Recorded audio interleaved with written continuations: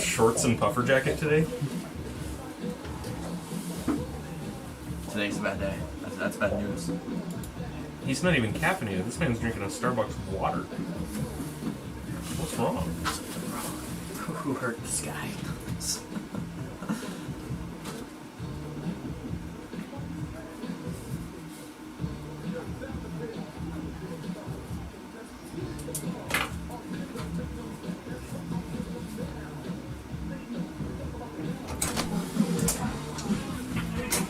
Quality effort by the OKU Pels today.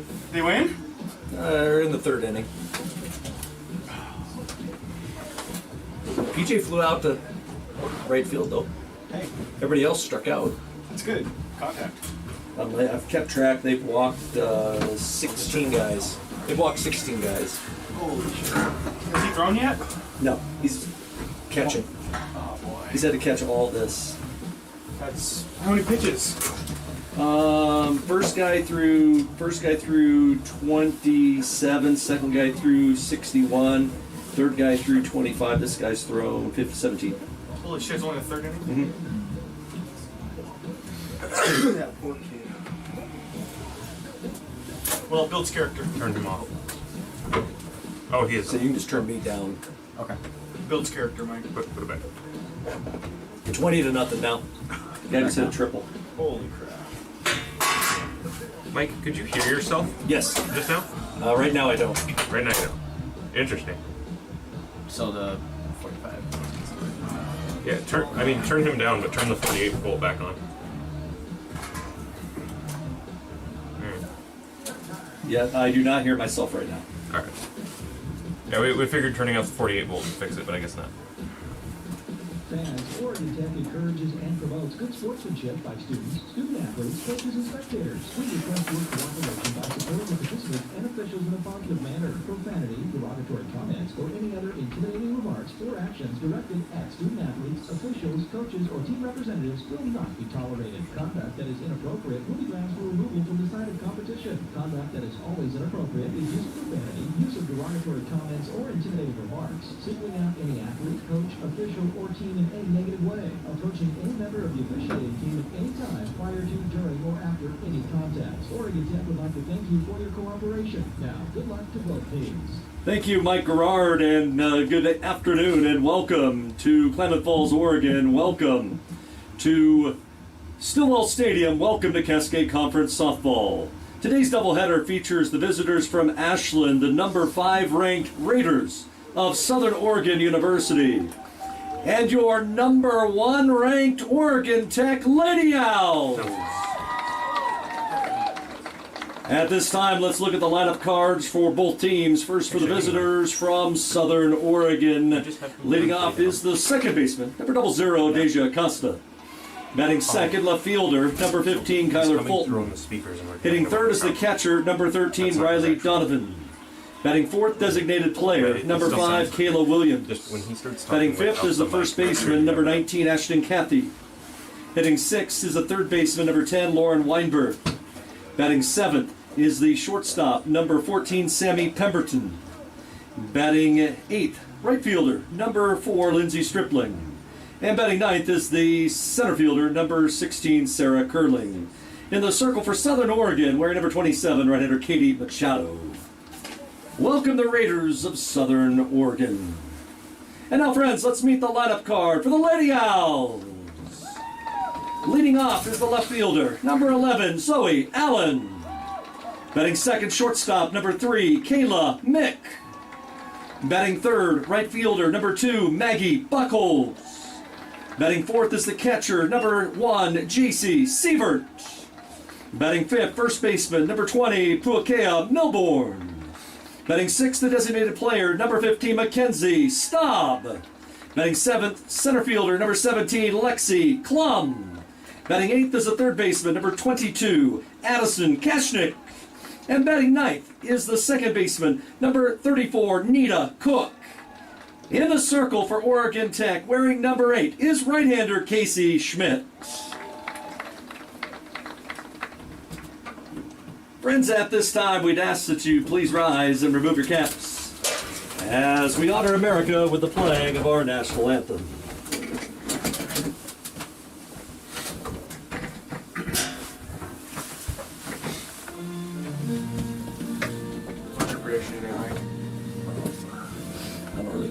on the mound now. Split. He's got to get him out of the jam. Yeah, he does. So probably let him throw 20. Yeah. Strike one, strike two.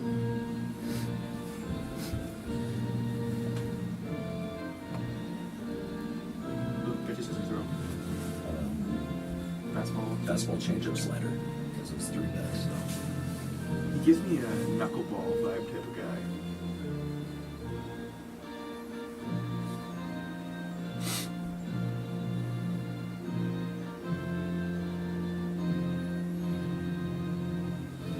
Three pitches, three strikes. Foul off. Strike one, strike two, foul off. You can see he pitched in the varsity game. Beautiful timing for the fighter jet. Perfect time.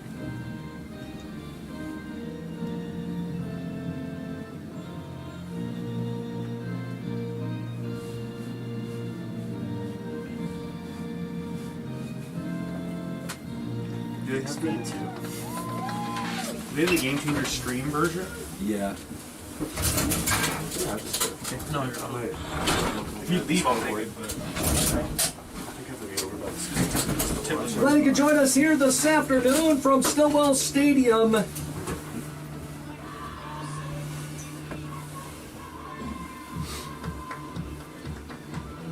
As glad you could join us here for Cascade Conference Softball. It is number 1 ranked Oregon Tech. It is number 5 ranked Southern Oregon.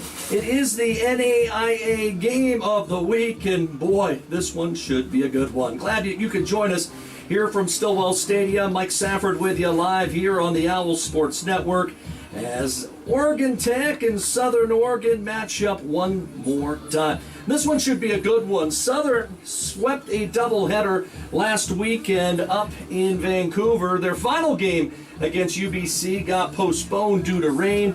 Tech comes in today riding a 12-game win streak. Last year, the two teams split 4 games. And right now, everything is very even. We're set for softball here on the Owl Sports Network.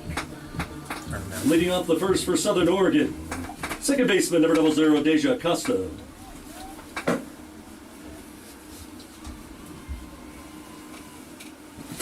So Deja Costa, the All-America second baseman to start things off for the Raiders. And Southern comes in with a record of 20-4. They are 10-1 in conference play. They've already had their bye week in the conference, so they are one full series behind Oregon Tech as Casey Schmidt gets the start in the circle today. And the first pitch fastball is a strike 2 minutes early at 1:58 Pacific Daylight Time. Acosta having another banner season, 385 on the year with 20 RBI, one of the faster players in all of Cascade Conference softballs. The pitch inside and low. Ranked second in the conference in stolen bases a year ago. Two-time all-conference pick. She hails from Modesto. It's a Raider team that has just been a stalwart of late as the pitch fouled off. Acosta, Kyler Fulton, and the National Player of the Year from a season ago, Riley Donovan, the top of the order for the team of the charcoal tops today. Michaela Williams, Ashton Cathy, Lauren Weinberg, the middle of the order for Jessica Pistol's squad. Casey Schmidt to home plate. And it's swung on. It's a line drive into right. That's down for a base hit. Long turn at first. And holding with a leadoff single goes Acosta as they tried the outer third that time. And Acosta was able to get barrel and just slice it over the head of Poikea Milbourne, the Owls' first baseman. Batting second, left fielder, number 15, Kyler Fulton. So a runner at first, and Acosta with 14 stolen bases. We'll see if she will go. It's a pitch down and away for ball one. Schmidt comes in 12-1 on the year, a 148 ERA in 85 and a third innings. Allowed to 26 earned runs on 60 hits, and she struck out 100 as the bunt is pushed off the third base side and goes foul. Having fun here today. I'm watching my son's baseball game. He goes to KU. They are playing up in Madras, and when your kid's 15 years old on the varsity and called in to pitch when the game is out of reach. It always makes a proud dad moment. Got his first high school strikeout, I'll tell you that. 1 ball and 1 strike to Fulton, the slap hitter. She tries to drop one down again and fouls it right back at J.C. Sievert. It's 1-2. Fulton, a sophomore from Oakmont High in Roseville, California. You'll see a lot of kids from Northern California on the Southern Oregon team. 1-2. Swing and a miss. They'll back pick towards first, and underneath the tag will go Acosta. So Fulton retired on strikes, and now comes trouble in the form of Riley Donovan, as good a player as there has ever been in the Cascade Conference. Batting third, the catcher, number 13, Riley Donovan. And when you talk about the who's who of all-time Cascade Conference players, her sister Harley's got to be in that category. But Riley Donovan has to be in that mix.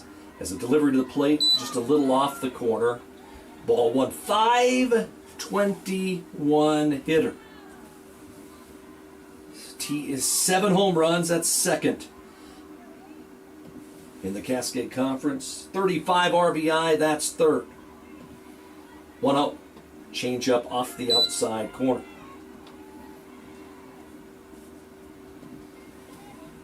The only other player I honestly think comparable to her was Stephanie Nippert at Corbin. And the number she put up will never be reached. 2-0. Swung on, ground ball hit towards short, could be 2. Mickle taking the bag for 1 to throw to first. Got her! Hitting over!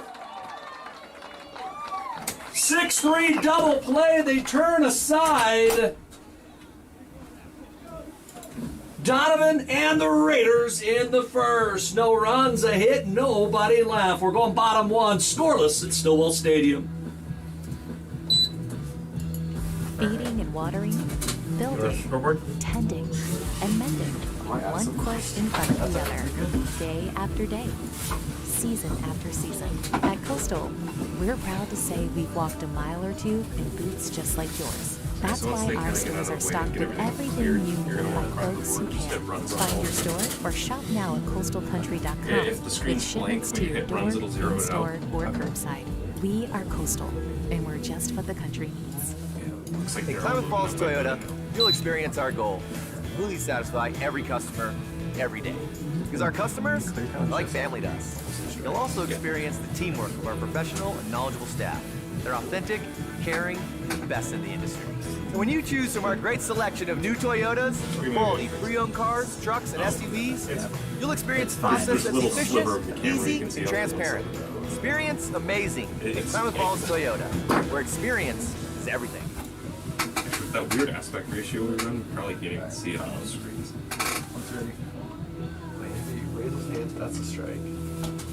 Pretty much, if he doesn't do anything, it's a ball. Okay. If he does anything, it's probably a strike. Okay. Plus Safi, we'll say. Yeah. And then foul is strike. Yeah. First 2 foul strikes. Yeah, first 2 it's a strike, but they can't get themselves out on foul. Okay. Yeah, baseball is my first sport. Oh, you were basketball mainly, don't you? Yeah, I'm in the Leading off the first for the Lady Owls is the left Oh, yeah, fielder. you do that. Number 7, Parts. Zoe Allen. Yeah. Glad you could join us here this afternoon. Mike Safford with you live here on the Owl Sports Network. Zoe Allen to start things off against the right-hander in Kayla Williams. As Williams, an all-conference player a season ago, has had a good year this fall. A pitch up high for ball 1. She took the loss against Oregon Tech last year in a meeting here back in April. Williams 9-2, a 2.37 ERA in 71 innings. She struck out 51. Allen off to an outstanding start to her sophomore season as the slider's off the outside corner for a ball. Allen hitting .429, a homer and 17 RBI. She's hit safely in her last 6 ball games. also has 11 stolen bases. Nice crowd here this afternoon, as expected, as the fastball just off the outside corner. So having to climb all the way back will be Kayla Williams. The double play ball by Tech got him out of the first. The toss to the plate, that one is a called strike. Tech comes in after a series sweep on the road at Northwest. They gave up 3 runs total in the 4 games, and the pitching has been the key for Oregon Tech. 3-1 to Allen, up and in, and the leadoff batter's aboard for OIT. So both teams with a leadoff batter aboard in the first. To the plate, the shortstop, number 3, Kayla Mick. And it'll be interesting to see how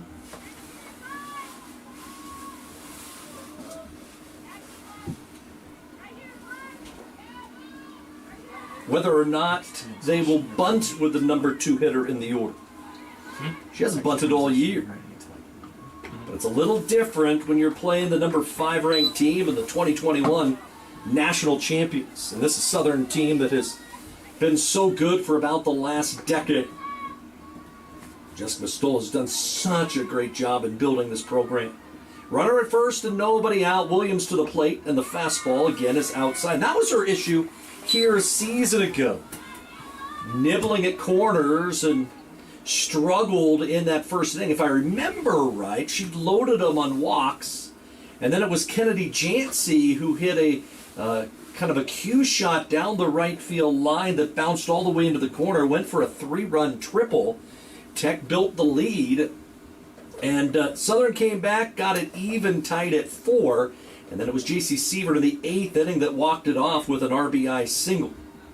And in that nightcap here in Klamath, was a great pitcher's duel between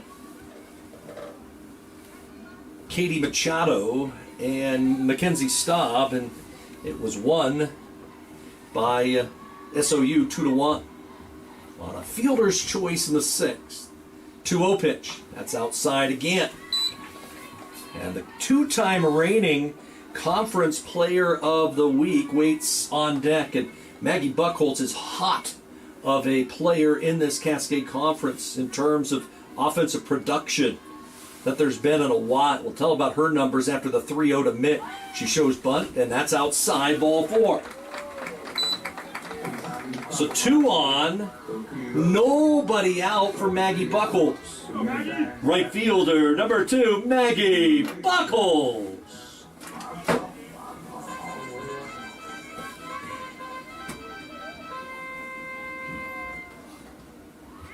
Maggie Buchholz hitting .425, 6 homers, 39 RBI. 29 RBI in her last 8 games. And the pitch to her is at the knees. I should say 29 RBI in her last 12 games. 21 RBI in her last 8. All she did last weekend is hit 3 doubles, 3 triples, and drove in 11. That's it. 2 on and nobody out here in the first. As Williams to home plate. With a fastball swung on, comebacker to the circle. They'll look to third. They get an out there. Kind of looking to go to first initially was Williams, and then got the lead runner in Zoe Allen. No. Catcher number 1, J.C. Sievert. I wasn't paying attention. So 1 away, and to the plate will come J.C. Sievert. You got it right. Sievert hitting from the right side, 2 on and nobody out. She looking to break out of a little bit of a hitting slump, and the fastball is a called strike. So it's the first right-hand hitter that Williams has faced. First 2 batters reach via a walk. Then the comebacker to the circle. 0-1. That's low. 1 ball and 1 strike. Southern will be at home this weekend. Initially, they were supposed to be played at Corbin, but due to weather, they're going to play at Ashland this weekend. Oregon Tech, they head to Bushnell in Eugene. That's in 48 hours. The pitch to Sievert hits her in the shoulder guard, and the magnet for Oregon Tech gets drilled again. Leads the conference in that category. So you can bring up Pua Milborn. The first baseman, number 20, Pukea Milborn.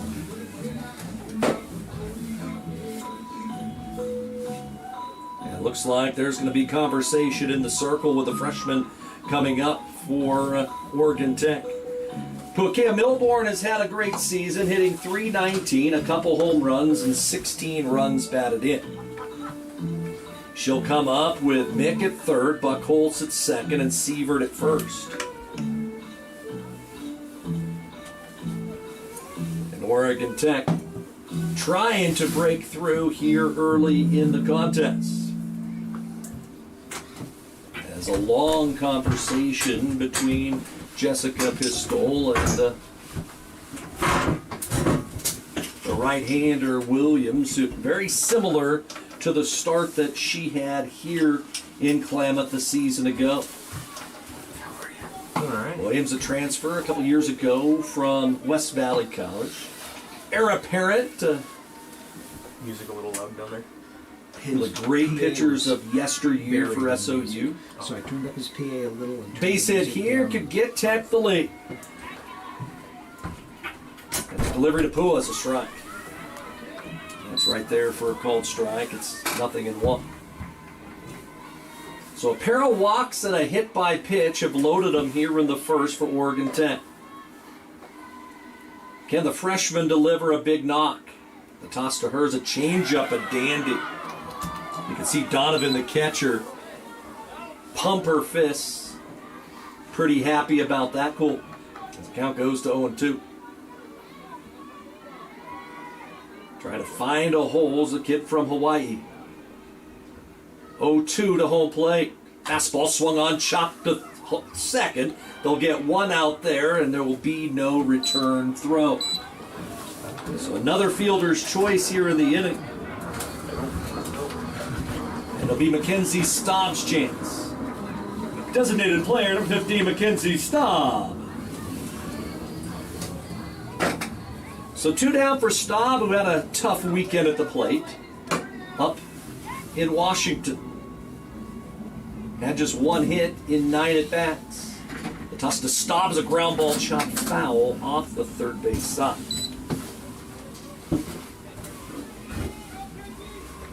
Staub on the year hitting .282. She has driven in 6.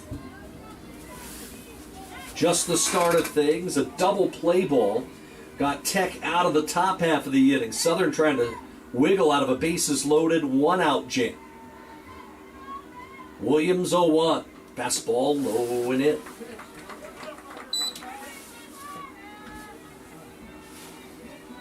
Calvin a ball and a strike with 2 outs. Buck Holtz the runner at third. Sievert at second. Milborn at first. The toss to home plate. A good changeup by Kayla Williams.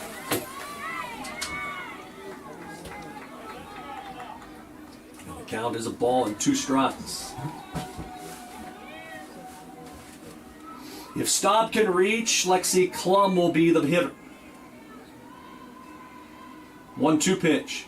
Change up again, popped up in front of the circle, and it'll be Williams who has it, and that will retire the side. Inning comes to a close. Tech threatens, but did not score. In the first, no runs, no hits, no errors, but 3 left stranded. We're going to the second. We're scoreless in Klamath Falls. These days, you can eat about any kind of pizza in any kind of environment. And that's Fans be great. reminded But at that our Apple's, concession customers stand today is want the open same for your things our usage customers today. wanted way back Again, in hot dogs and 1964. popcorn along Delicious with pizza, shared with nachos, family all and your friends, sodas, fun, drinks, casual hot setting. chocolate, If that sounds and old-fashioned, candy. that's Again, our sort of the concession point. stand off From the our 36 side. locations, Abby serves the cycle kind of traditional pizza that traditions are back made to zero, of. Good to the last this is arrow will slice. jump, Abby's, and then this will a change legendary it, back to pizza this. tradition. So it Yum. auto. From our humble beginnings, serving members from a small garage, baseball to one. today, serving communities across Southern Oregon, Rogue Credit Union was founded on the idea that together we're stronger. For over 60 years, Rogue has been PJ's living, throwing, giving, supporting local, He committed to pitches all of them lending in the strikes. Well, you're more At than that just point, an he's auto got it. loan You got to throw agent. strikes. You're an owner, just like our founders intended back in that small garage in 1956. Living local. Leading off the Southern Oregon second, pitcher number 5, Kayla Williams.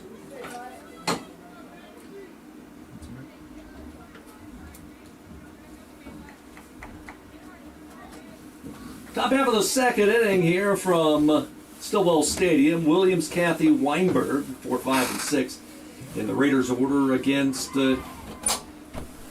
Casey Schmidt. First pitch swinging. It's a bounding ball right at short. Easy play for Kayla Mick, the longtime starter there. And there's one out.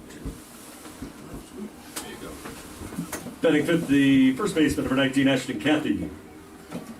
So bring up Ashton Cathy. Mick's been that starter at shortstop since that shortened 2020 season. Still has a COVID year to use next year. It's a delivery to the plate, and Cathy laid on a curveball to the outside corner.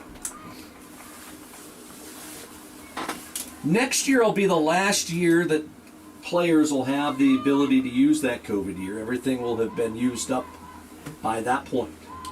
And we'll be back to typical either 4 or 5 year players. Curveball off the corner, and the count evens.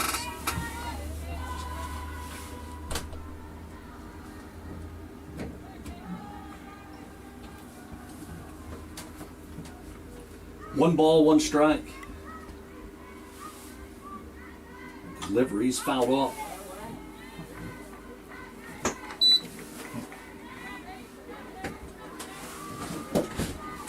Nice.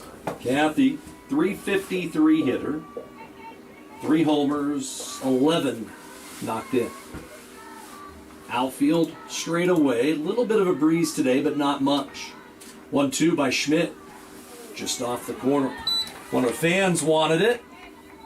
I think it might have been Stevie Arnholt down there. But the pitch is outside, it's 2-2. Cathy had a big year a season ago for Southern Oregon. Kid from Chatteroy, Washington. Tossed the plate, swung on, and rolled foul.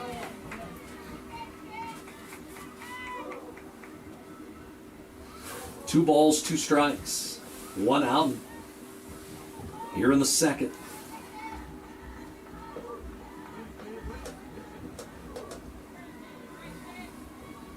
Definitely feels warmer than it did this past weekend over at baseball. Boy, was it frigid at Steen Sports Park as the pitch rolled to third and through for a base hit. Kind of a short hop that time. Kashnik, I don't think saw the ball all the way. It'll be an infield, I should say, it'll be a base hit for Cathy and second hit of the day for Southern Oregon. No, so that's The third baseman, number 10, Lauren Weinberg. Is just unguessing. It's plus 1. Southern Oregon is wearing different uniform tops than their typical numbers that they have on their lineup card. Between innings. Weinberg and Cathy, 2 of 3 that are wearing different uniforms. It's a pitch to home plate, popped up off the first base side. Milborn wants it and has it.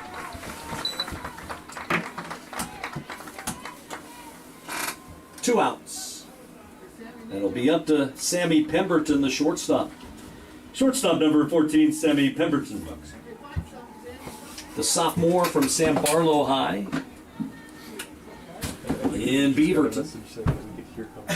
Trying to come through here with 2 outs. The toss to her. A little hot. Ball 1. We had to clear snow yesterday here from the stadium. Once again, the snow just seems like it will not go away. The toss to Pemberton's a line shot into center, a base hit. Knocking it down was Klum off the one hop. And so the second hit of the inning for Southern Oregon. And with 2 outs, will be the number 8 hitter, Lindsey Stripling. Right fielder number 4, Lindsey Stripling.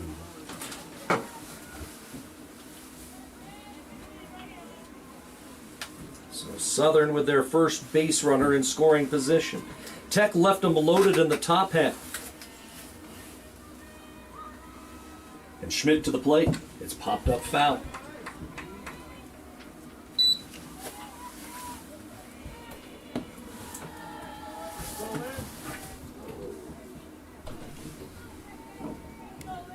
Kathy the runner at second, Pemberton the runner at first. Already 3 hits here in the game for Southern Oregon. Oh, what?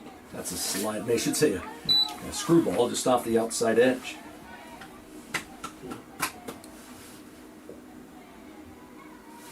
Count evens at 1-1.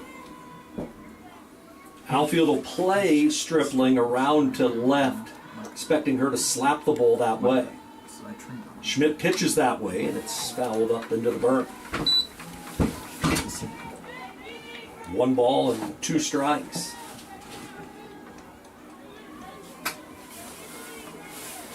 Sarah Curling, the sophomore center fielder, would be next for Southern. 1-2. Swung on, popped up off the third base side. Who wants it? And it'll be the catcher. J.C. Siebert calls everyone off, makes the play, inning over. No runs, 2 hits, 2 left. We go bottom 2, scoreless in Klamath. When you think fun, think Lamoya Casino. We're surrounded by natural beauty and world-class recreation opportunities. After exploring our magnificent surroundings, you'll appreciate the clean and comfortable rooms and accommodating amenities of the Sleep Inn Hotel. When you're ready for more fun, head to the casino for a variety of new games and some fantastic food. Stay and play at Lamoya Casino in Chiloquin, where winning comes naturally. Hi, I'm Ron Cedar, General Manager at Clown Falls Honda at Clown Falls Chevy. I've lived here my whole life. Down by Most of our employees have lived here their whole life too. Our sales, service, parts, and body shop teams are all staffed with experienced local folks. You know them, and they know you. Our dealerships are comfortable and not corporate. Comfortable means we're focused on you. I'm Rob, and I'm glad to know you. Just faintly over the commercials. But we're just going to go through and delete the audio overlay and all the commercials. I'll just be quiet.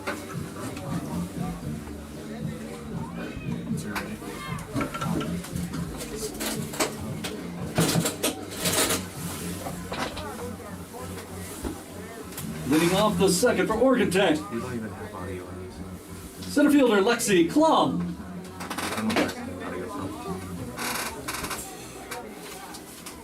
Both pitchers have been able to work out of some trouble here to start this one. As a couple pop-ups for Casey Schmidt, got her out of inning number 2. Now it's the Owls trying to break through against the right-hander. And Kayla Williams worked out of a bases loaded, nobody out, 1-out jam in the first. Toss to Klum. It's a fastball and a hot shot hit for the right side of base hit. That's going to roll all the way to the wall. Klum to second, 1-3. The relay throw will not be in time. Lexi Klum with her 6th triple of the season. That leads the Cascade Conference, and Tech has a base runner in scoring position with nobody out. The third baseman, number 22, Addie Keshnick. And once again, the speed of Lexi Klum in full display. Took that first pitch and just hit it into the right center gap. Addie Keshnick, the hitter. And she grounds one off the first base side and foul. She had a fabulous series here 2 weeks ago against Warner Pacific. Drove in 9 during that 4-game series. And ranks third on the team with 25 runs batted in. 0-1. Swung on, slow roller, hit right towards third. Looking the runner back is the third baseman, Weinberg, and they get the out at first, so there's one away. So she's unable to do her job, and that'll bring up Nita Cook. The second baseman, number 34, Nita Cook. That silver thing next to him. And Cook's someone who can handle the bat extremely well. In fact, she has a couple squeeze bunts on the season. Southern bringing the corners in, potentially expecting it. The pitch to Cook's a strike.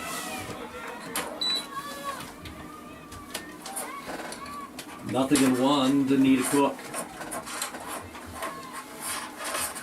No score, one out, runner at third for Tech. Here in the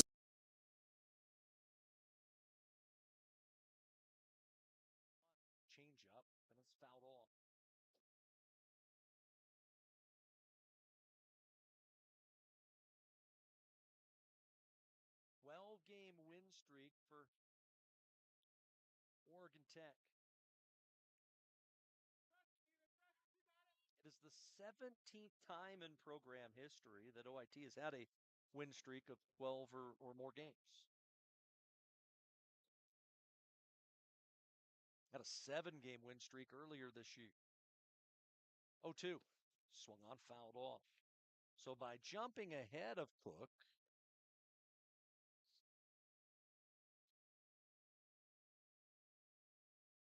it means that kind of takes the squeeze out of play. So the corners are going to back up just a bit. 0-2 pitch. She shows the bunt, drops it down, it works! 1-0 Oregon Tech. How about that?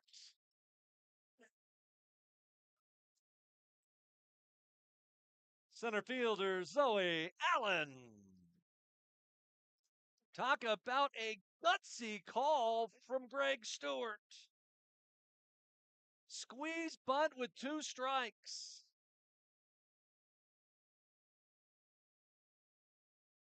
And it's 1-0 in favor of the Lady Owls.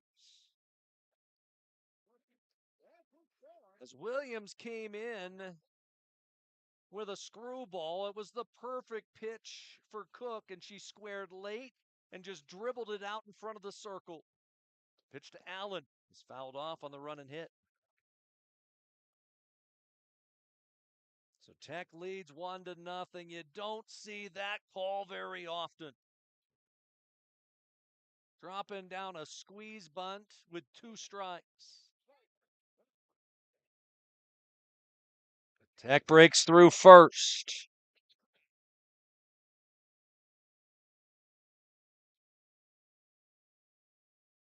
Allen walked her first time up. She shows bunt, and it's taken off the plate for a ball. The count evens at a ball and a strike.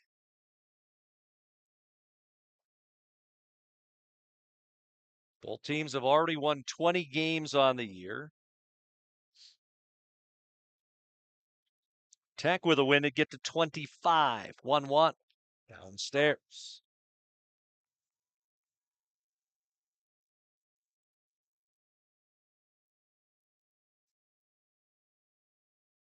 We come to you live here from Stillwell Stadium in the Basin.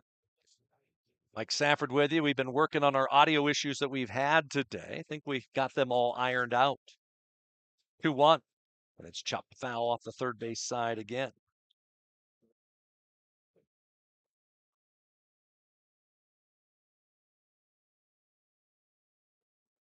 Count is 2 balls and 2 strikes. Nita Cook with that squeeze bunt picked up her 15th run batted in on the year.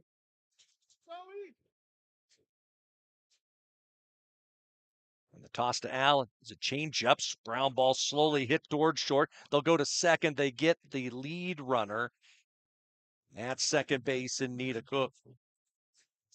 So they get the lead runner for the second out. The shortstop, Kayla Mick. So Mick to come up. Good speed at first. I wouldn't be shocked if they send Allen and challenge the good arm of Riley Donovan. And the pitch is fouled off.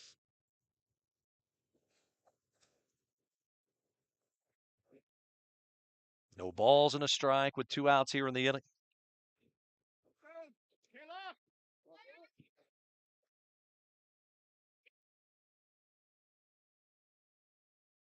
Outfield playing very shallow. The pitch is a line drive, base hit through the left side. So Mick with the knock. First and second for Maggie Buckholz. Right fielder Maggie Buckholz.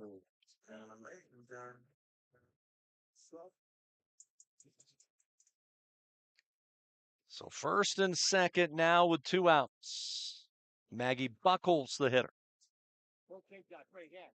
Can she come through with 2 down and try to add to the lead? It's a toss to hers, a swing and a drive into left field, twisting and turning. It goes over the head of the left fielder, Fulton. 2 are going to come in. Buckholz with her 41st RBI of the season, and Oregon Tech now leads by a score of 3-0.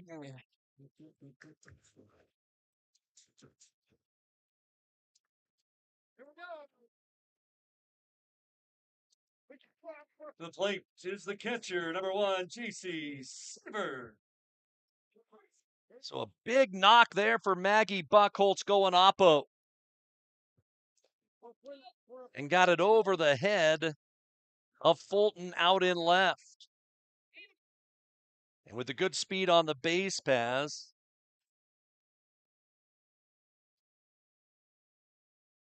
easily scoring all the way around from first was Kayla Mick.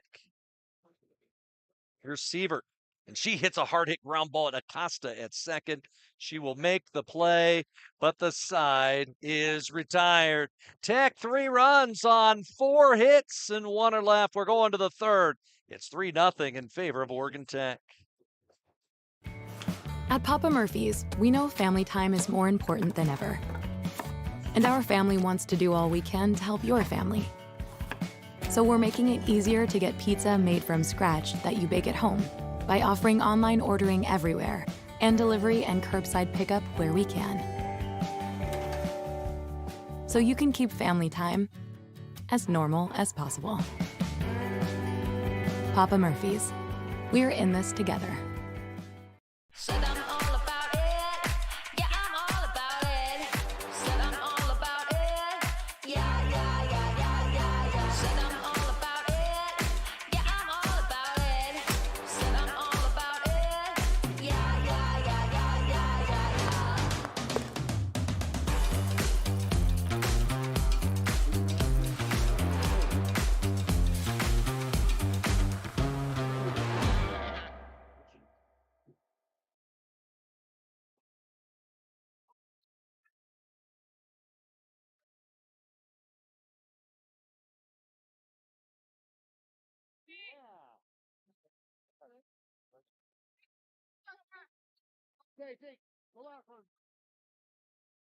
Sarah Curling set to start off the Southern third inning. Curling having a great year, hitting .393. In fact, all the regulars hitting above 300 on the Raiders lineup. The lowest batting average of them all is Stripling, and she's at a cool, calm .328. 1-0 pitch. That's high. Lockdown inning chance here for Casey Schmidt. She's pitched to contact through the first 2 innings, given up 3 hits, but no runs. 2-0. It's bunted right at third. Caught there by Kashnicker. Throw to first. And scooped out by Milburn. 1 out.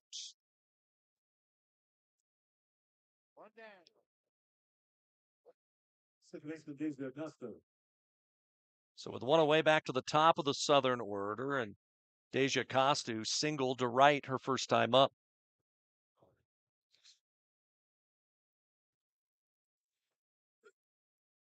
toss the plate, is chopped off the third base side and foul.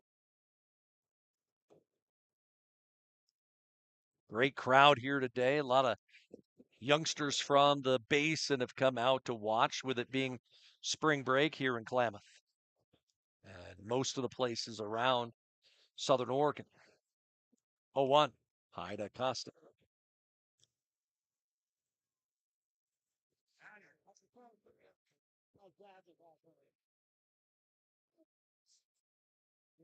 Costa transferred in a couple years back from Sacramento College. Just has been a mainstay in the lineup, and when you can get a ground ball right back to the circle against a really good player in Acosta, that always bodes well for the Lady Owls. And there's 2 outs in the third. Number 15, Tyler Fulton. So be Kayla Fulton. The pitch to hers popped up, foul.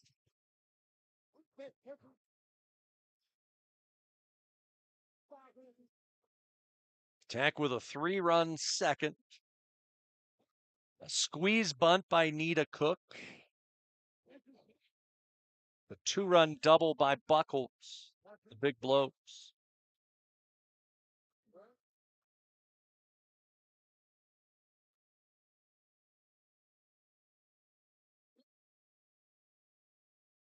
Outfield with a huge gap into right center. That's some scouting if I've seen it. To come inside with a screwball.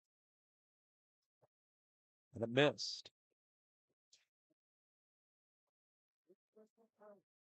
1 ball, 1 strike with 2 down.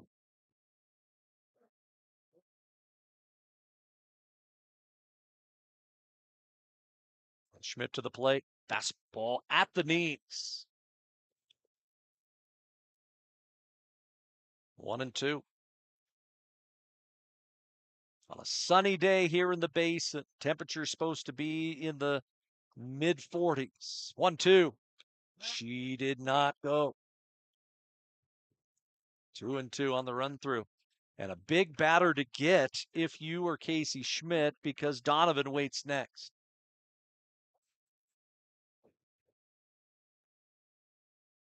The signs from J.C. Sievert. 2-2. Line drive hit off the glove of Mick. It'll roll off the third base side, and you will indeed face the bat of Donovan.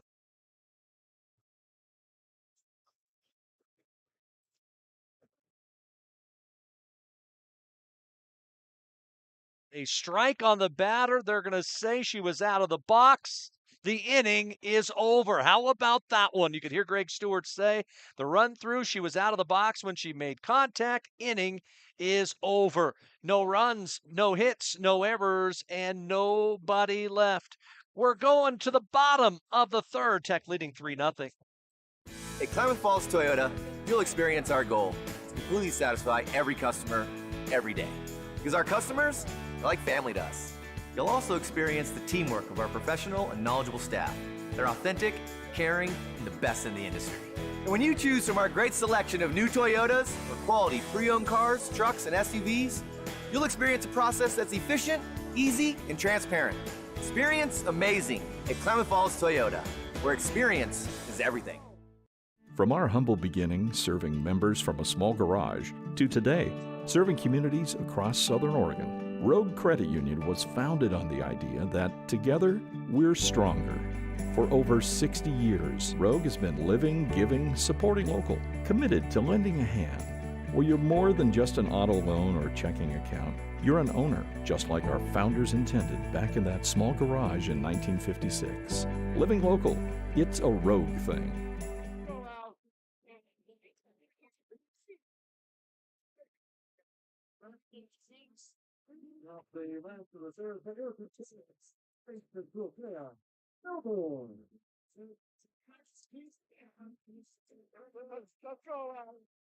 What a huge break for Oregon Tech as the base hit negated, as they say that Fulton was out of the box when she made contact. Tossed to Milborn, a line shot into right center field. It's a base hit. And Tech really starting to sting the softball here against Kayla Williams and hitting early in the count. Looks like Greg Stewart is going to go and lift Milborn, and we'll put Maddie DeVerna over at first to run.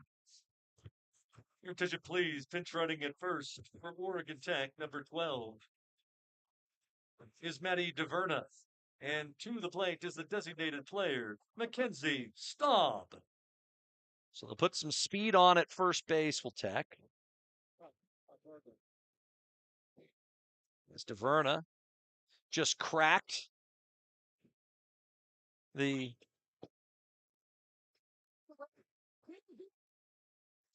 and she will take second. As I was going to say, she cracked the all-time top 25 in stolen bases. And so DeVerna on the pass ball, a rare pass ball by Donovan, takes second. As she caught it, then as she was trying to glove it and put it back up, it popped out of her glove as the pitch dribbled towards third. DeVerna going to try to go to third. The throw over's not in time.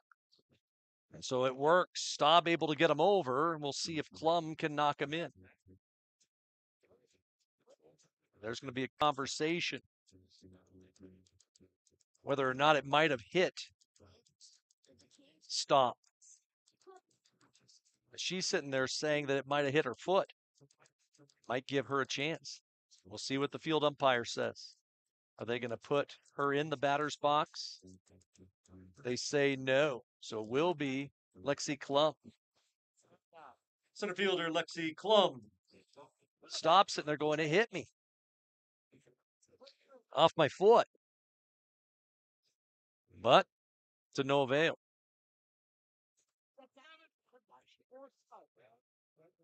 So runner at third for Tech here with one out. And the pitch to the plate's a little blooper, hit towards short. It's going to be caught by Pemberton for the second out. Swinging at the first pitch and just not getting solid barrel. Third baseman Eddie Keshnick. So it'll be up to Addison Keshnick. With Maddie DeVerna standing down at third.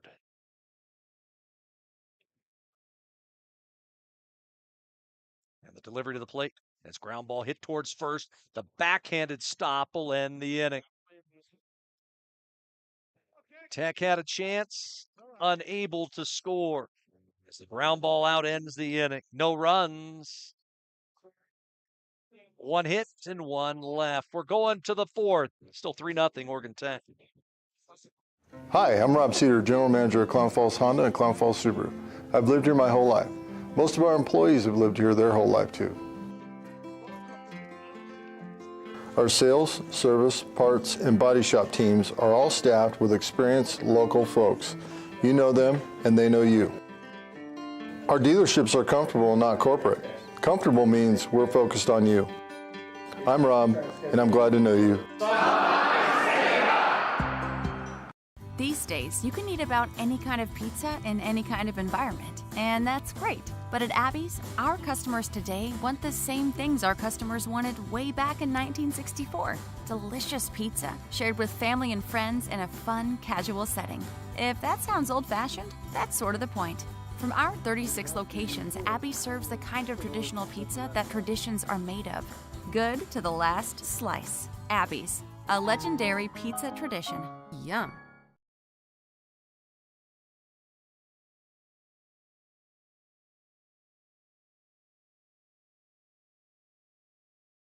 Riley Donovan starts off the fourth for Southern Oregon. She grounded into a double play her first time up.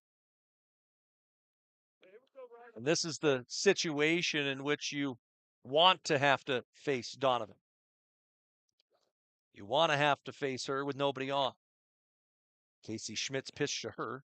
It's outside low. 1 ball and no strikes. We're in the fourth. Tech with a 3-run second inning. That's the difference in the contest. As a toss to the plate, downstairs again. being very, very careful with the big bat. But the problem is there's players behind her that are very good as well. 2-0. Swung on, fly ball, right field, playable. Right there is Buchholz, and she's got it. Anytime you can get Donovan twice to start a game, oh, that's huge. The designated player and pitcher, Kayla Williams.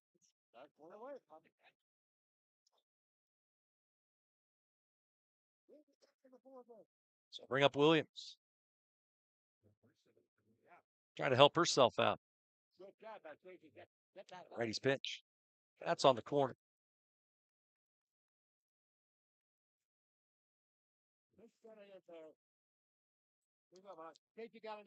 Nothing in one.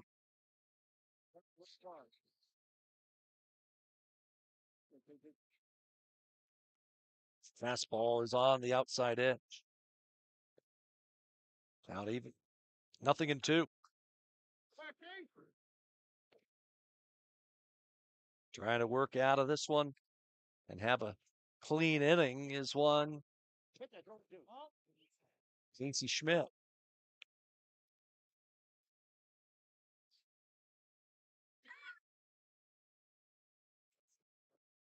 Williams, a homer and 18 RBI. That's 6 home runs a season ago. Now goes to 2-2. Try and change up with some spin.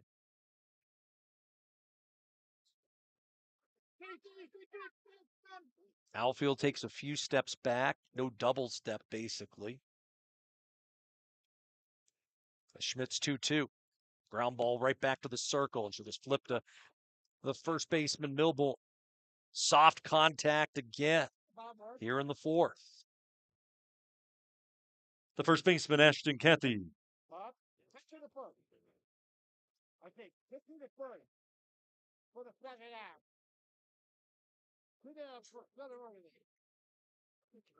Two outs for Ashton Cathy. The pitch to Cathy way off the corner. This is not the only game around the Cascade Conference today. Northwest is up in Vancouver to take on UBC. The toss to Cathy, tried to come inside on her. And missed in the count to 2-0. Cathy had an infield single her first time up. 3-0 Oregon Tech in the fourth. Make it 3-0 to Cathy.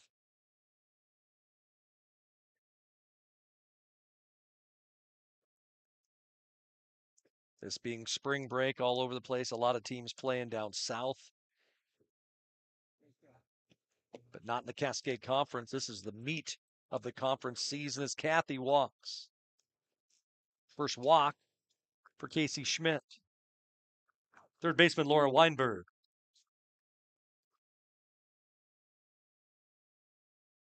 UBC at home, 8-0. They have defeated Northwest in game one. That one has gone final. Two teams that are battling for a playoff spot. Schmidt's now missed with 5 in a row. Weinberg a homer and 13 RBI. Schmidt got the 3 and 4 hitters in the order to start the inning. There's the strike.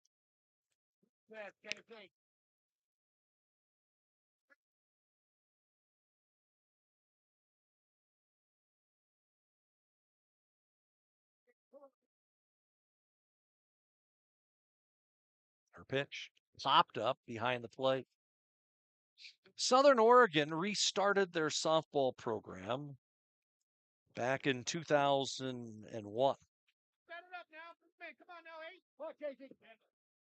And they lead the all-time series, including games from way, way back when, 70-64. 1-2. Change up, just missed the corner. She had Weinberg leaning. It's a count to 2-2. They split the series last year. They've split pretty much the last 8 games as the payoff pitch popped up in behind third. Is there room for Kashnik? Can she make the play? She could not. Actually, it was a 2-2 pitch that was fouled off. But since 2016, which was really the year that Southern Oregon saw their program go to the next level, Southern's dominated the series to the tune of winning 24 of 31. So it's been the Raiders that have had the command. 2-2. Fouled off. Southern won the national title in 2021. Who did they beat in that game? It was the Lady Owls. Had to beat Oregon Tech back-to-back games that day to claim the title. Tech won the title back in 2011. 2-2 again. Change up that time, got it. Inning comes to a close. Great changeup by Casey Schmidt. No runs, no hits, no errors, and one left. We're halfway home in the opener. Tech leads 3-0. When you think fun, think Lamoya Casino. We're surrounded by natural beauty and world-class recreation opportunities. After exploring our magnificent surroundings, you'll appreciate the clean and comfortable rooms and accommodating amenities of the Sleep Inn Hotel. When you're ready for more fun, head to the casino for a variety of new games and some fantastic food. Stay and play at Lamoya Casino in Chiloquin, where winning comes naturally. Feeding and watering, building, tending, and mending, 1 foot in front of the other, day after day, season after season. At Coastal, we're proud to say we've walked a mile or two in boots just like yours. That's why our stores are stocked with everything you need by folks who care. Find your store or shop now at coastalcountry.com with shipments to your door, in-store, or curbside. We are Coastal, and we're just what the country needs.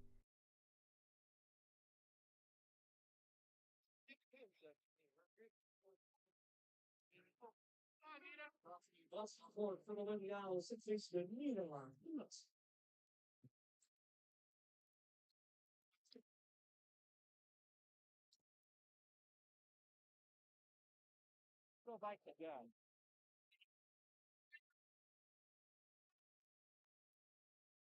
3-0 Oregon Tech. Bottom 4, Nita Cook to start things off, and she's had one of the big plays in this bowl game, a squeeze bunt with 2 strikes back in that second. As she swings at the first pitch fastball by Williams and fouls it off. Williams has thrown only 43 pitches into the 4th.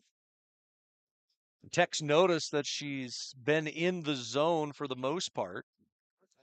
And so they've taken a lot of first pitch swings.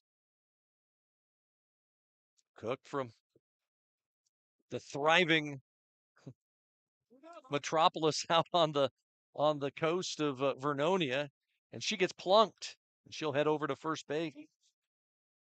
Tech with the leadoff batter aboard again. The fielder Zoe Allen. See if they will use Zoe Allen to try to move Cook around.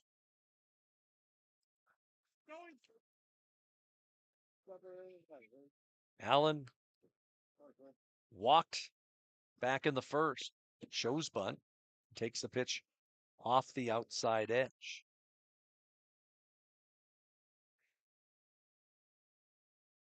She came around to score in that inning. She is also grounded out. The toss, and it's bunted third base way. She did her job. As a throw on to first, the sacrifice works perfectly. So Greg Stewart playing small ball. Set the table for the big hitters. Shortstop Kayla Mick.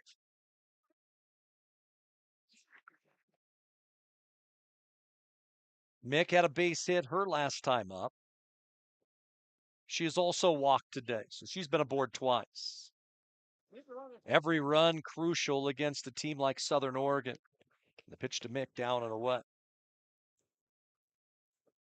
Maggie Buckholtz, who doubled home a pair her last time up. She's in the on-deck circle.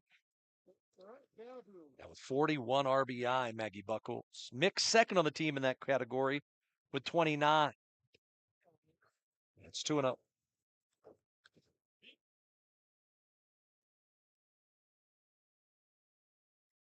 Tech will be back home a week from this weekend. A huge series against Eastern Oregon. And don't count Eastern out in terms of the conference race. They're ranked 25th nationally. They've got a transfer pitcher, Kaylee Hoskins. And all she did yesterday is throw a 10-inning, 17 strikeout shutout at College of Idaho. She's as good as there is in this league. 2-0 on the corner. That one a called strike. C of I came back and won the nightcap 10-1.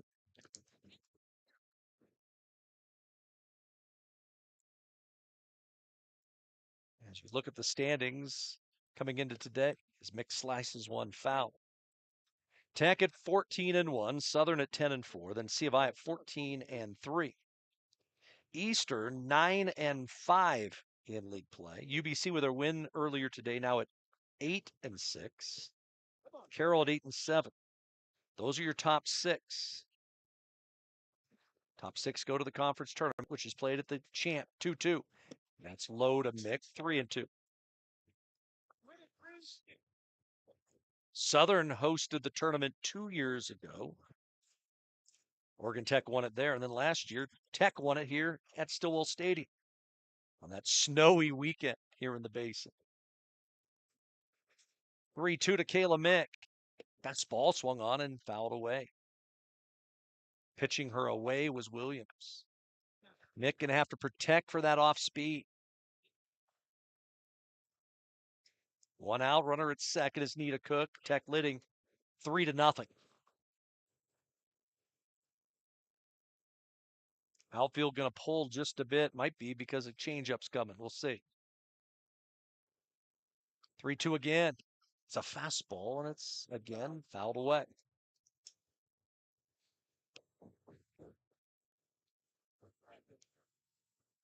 Top two hitting teams in the league meeting today. Tech with a 355 team average. Southern at 371. 3-2. That's outside. Southern fans wanted it, didn't get it. Right fielder Maggie Buckholtz. Maggie Buckholtz just seeing the ball right now. Doubled home two her first time up. Hit a comebacker to the circle her first time up. 1 for 2 with a couple RBI. Big spot for her here in the fourth. The pitch to the plate, high and tight with a curveball.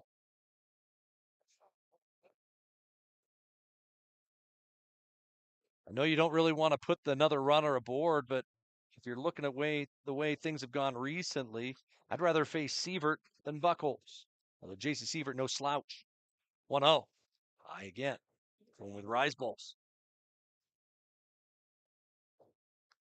But in terms of giving someone something to hit, Maggie Buckholtz seeing the ball so well. The former New Mexico Lobo transferred into the program back in 2021. Has had 2 fabulous seasons coming into this year. Hitters count at 2-0. Now she asks for time.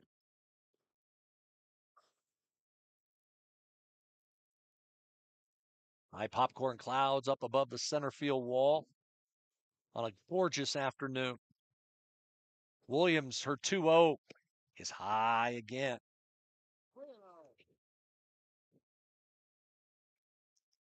How do you pitch 3-0 to Buckholtz? I wouldn't think it's anywhere near the plate. I think you put her on and take your chances. We'll see. Does Greg Stewart greenlighter? 3-0. That's way outside, and they walk her. just as I thought they may. They're loaded with J.C. Sievert set to come up, and Jessica Bestol's going to go out, and I think we may have a change. And as they will go to the lineup card and make some changes, we will take this timeout. Said I'm all about it. Yeah, I'm all about it. Said I'm all about it. Yeah, yeah, yeah, yeah, yeah, yeah. Said I'm all about it. Yeah, I'm all about it. Said I'm all about it. Yeah, yeah, yeah, yeah, yeah, yeah, yeah.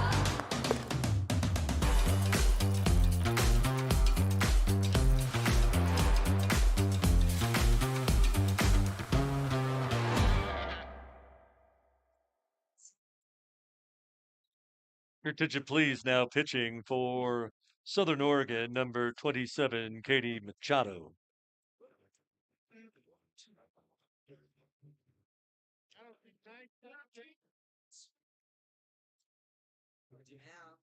So it will be Katie Machado to take over in the circle for Southern Oregon.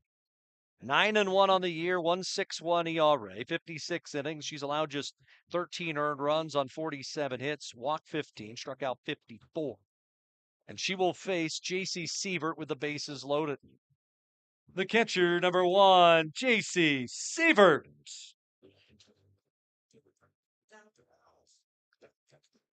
So Sievert an opportunity to try to break this game open, leading 3-0. They're loaded with only one out.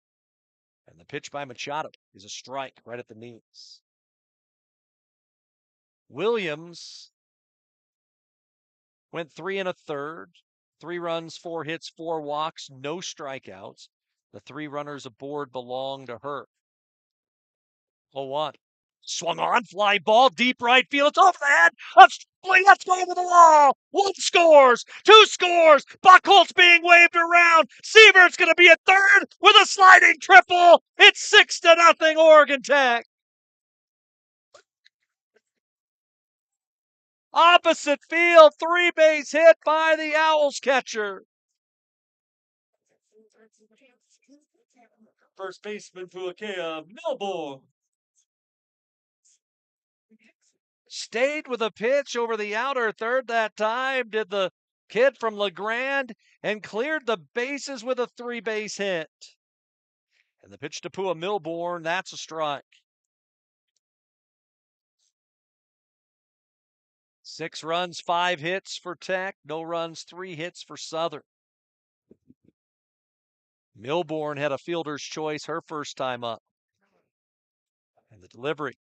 And it's chopped off the first base side and foul. Stripling, the right fielder, had creeped in just a bit. Machado tried to go away to Sievert, and she lined it right over her head. And how about the quick movement by Buckholz to score all the way from first? 0-2. Swung on and fouled off. So Tech with a 6-0 lead. But you can't sleep on the team in red and charcoal tonight. They've got such offensive prowess. Cannot sleep on them, that's for sure. They can come back in a heartbeat. 0-2 again. Milbourne, ground ball hit deep into the hole at third. They'll throw across. They get the out at first for the second out of the inning. Nice play in the hole by Pemberton for the second out. Designated player Mackenzie Staub. So Milbourne can't get it done. Trying to deliver the runner from third. It'll be up to Kenzie Staub. The righty's pitch. Screwball inside for a ball.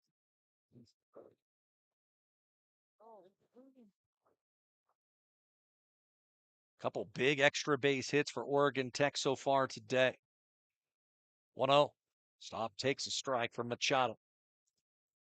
The book is now closed on Williams.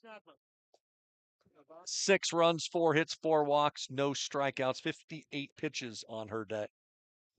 1-1. That's a good change up, but missed just low. Southern fans didn't like it. Looked pretty good from up here. First time we've seen Machado pull the string with the change.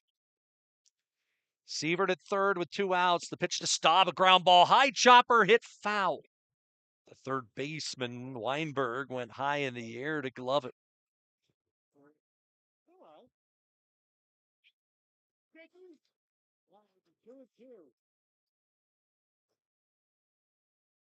So the count is 2-2.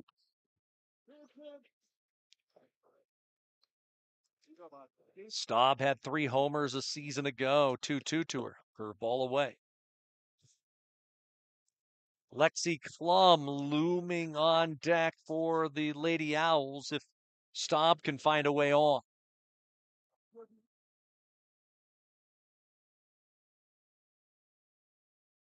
Three-two. Fastball swung on, hard hit ground ball to Costa at second, and she'll make the play, but a big inning for Oregon Tech as the Lady Owls plate 3 on just 1 hit, but boy, was it a big one. The 3-run triple off the bat of J.C. Sievert gives Oregon Tech a 6-0 lead after 4. From our humble beginnings serving members from a small garage to today, serving communities across Southern Oregon, Rogue Credit Union was founded on the idea that together we're stronger. For over 60 years, Rogue has been living, giving, supporting local, committed to lending a hand. Where you're more than just an auto loan or checking account, you're an owner, just like our founders intended back in that small garage in 1956. Living local, it's a Rogue thing. At Klamath Falls Toyota, you'll experience our goal to completely satisfy every customer, every day. Because our customers are like family to us. You'll also experience the teamwork of our professional and knowledgeable staff.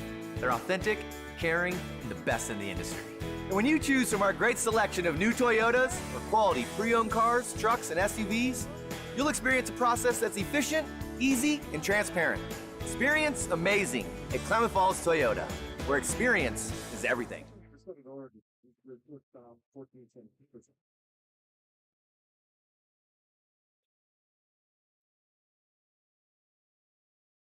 Fifth inning of play, it'll be Pemberton, Stripling, Curling, 7, 8, 9 in the order for Southern Oregon here in the 5th inning. Tech leading by a score of 6-0. And the pitch to home plate, a high strike to Pemberton, 0-1. Pemberton had a seeing eye single back in the 2nd inning off the glove of Mick, the shortstop, as the changeup misses away. Since then, Schmidt has not given up a hit. The only base runner she allowed was via a walk. It's a 1-1 to the plate. It's popped up over our heads. Tech in the pinstripes today. Greg Stewart really proud of the look that the team has with those pinstripes. It is as classic of a look as you're going to find in all of collegiate sport.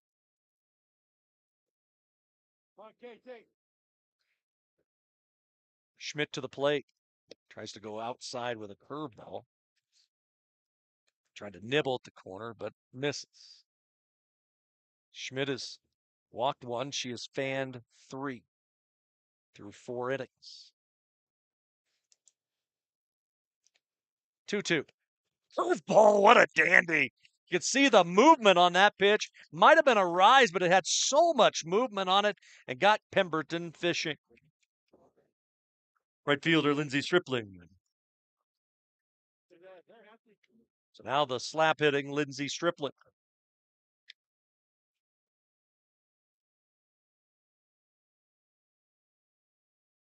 The toss to her is a line shot hit foul off the third base side. Got good quality barrel. Fouled it off. Strike 1.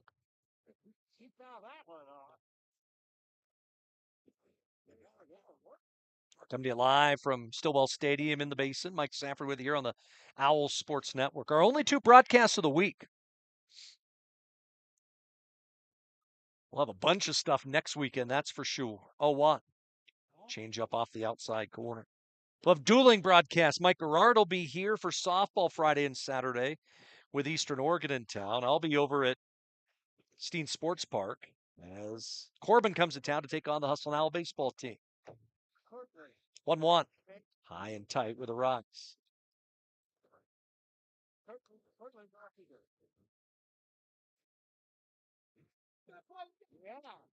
It's a good weekend for the OIT baseball team. 3 wins in 4 games against College of Idaho.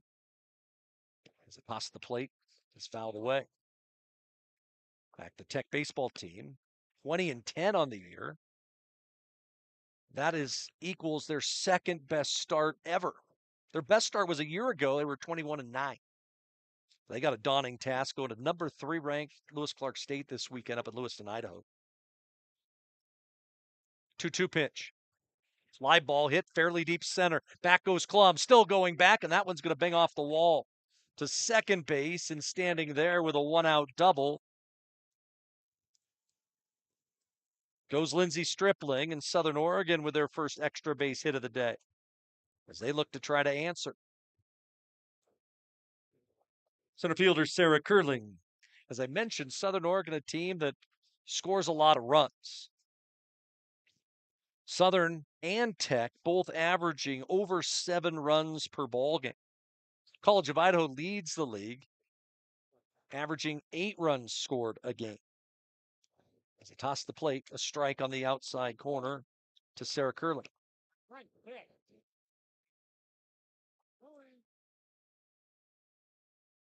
Curling very quick, being a slap hitter, get up the line really fast. Slaps at that one. It's 0-2.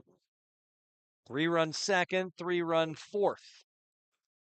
Oregon Tech. Southern had a leadoff batter aboard in the first, erased by a double play. Had 2 on in the second. But Schmidt was able to work out of trouble. 0-2. It's fouled away one more time.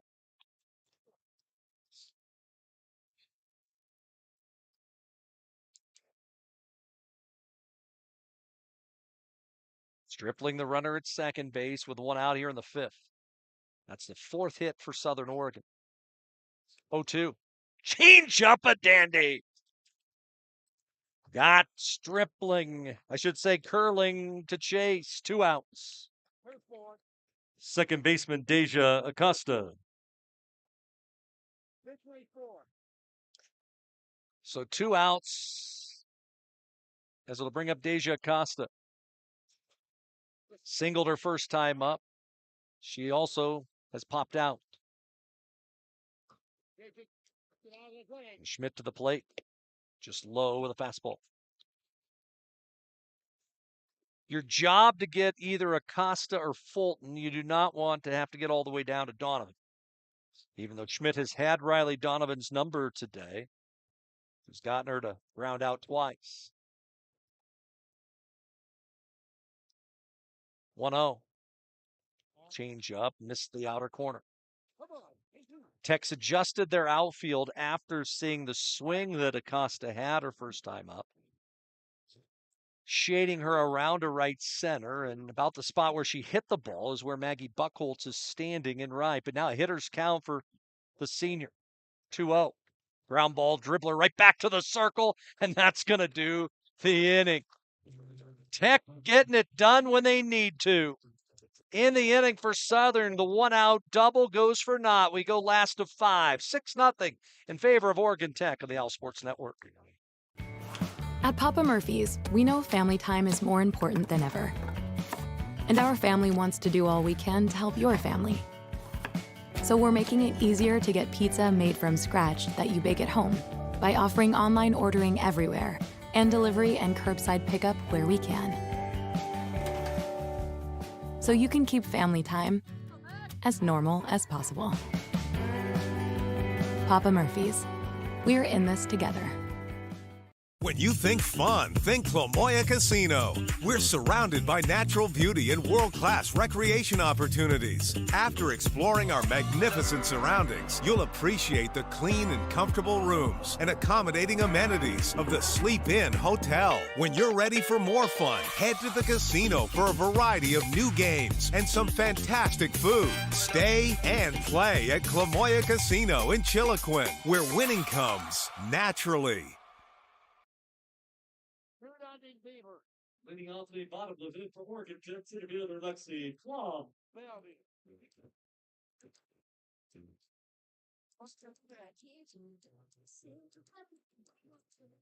Bottom of the order for Oregon Tech set to go here in the last of the fifth, leading 6-0. And you never want to count your things early, but if Tech were to score 2 in this inning, the mercy rule would come into effect, but a long way to go with that.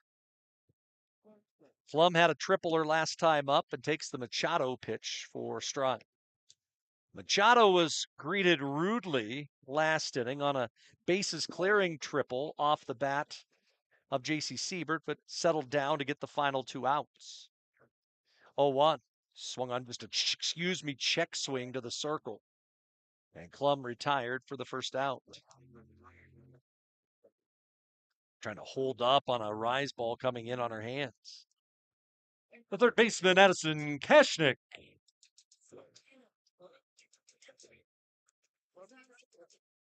Oregon Tech, 5 hits, all of them by different players. Kashnik 0 for 2 and takes the hard throwing right-hander's fastball for called strike.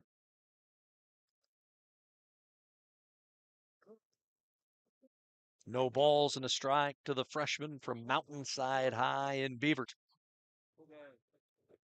And she loops one towards first. It's going to be an easy catch. Easy play for Kathy, and there's 2 outs. So far, the easiest inning that Southern's had. The second baseman, Nita Cook.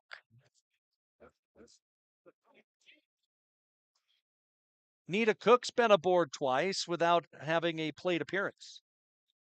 The pitch to her down and in for ball 1. She had a squeeze bunt to deliver the game's first run and then was hit by a pitch and scored on the Sievert triple back in the 4th. 1-0. She fouls it off. Trying to come in on the hands with the screwball was Katie Machado.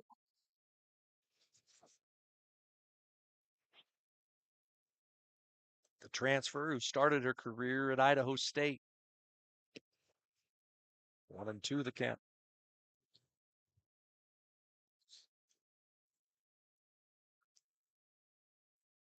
Nita Cook hit a home run against Warner Pacific during that 4-game series 2 weeks ago. But Machado gets her there, and the side is retired. First time today that Tech has been set down in order. We go to the 6th. It's still 6-0 in favor of Oregon Tech. From our humble beginnings serving members from a small garage to today, serving communities across Southern Oregon, Rogue Credit Union was founded on the idea that together we're stronger. For over 60 years, Rogue has been living, giving, supporting local, committed to lending a hand. Where you're more than just an auto loan or checking account, you're an owner, just like our founders intended back in that small garage in 1956. Living local, it's a Rogue thing. Said I'm all about it. Yeah, I'm all about it. Said I'm all about it. Yeah, yeah, yeah, yeah, yeah, yeah. Said I'm all about it. Yeah, I'm all about it. Said I'm all about it. Yeah, yeah, yeah, yeah, yeah, yeah, yeah.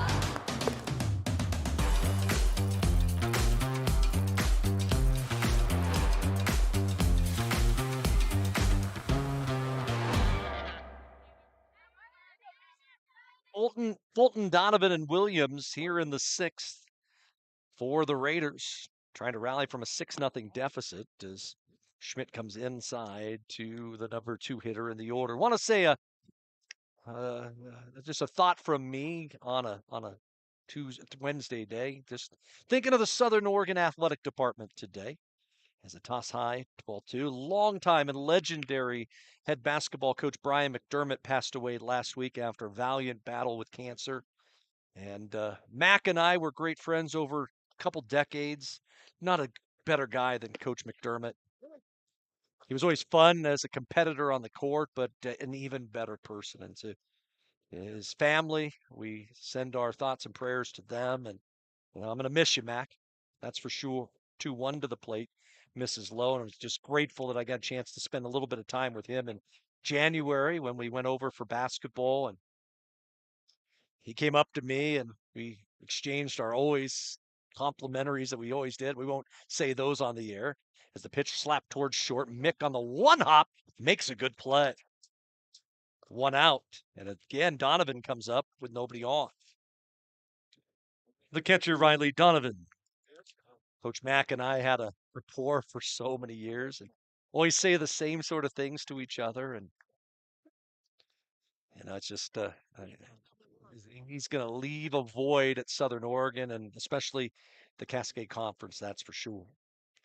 1 out for Donovan. She takes the curveball off the outside corner for a strike. Donovan is grounded out twice. Once was a double play ball to end the first inning. She's 0 for 2. And Schmidt's pitched to her. Again, working away. That time the changeup. And now it's 2-0. 6 runs, 5 hits for Tech. No runs, 4 hits for Southern. Tech's had a couple runners. Actually, Southern's had a couple runners in scoring position, but not been able to plate them. 2-0. Working down again. Just not trying to give Donovan much of a pitch to drive. Again, last year was the National Player of the Year. This year, she's one of the players that could be in consideration for Conference Player of the Year. 3-0. And she walks. I don't have a problem with that. Base runner with 2 down. Say base runner with 1 down. Designated player Kayla Williams. I think they will lift Donovan for a runner. I think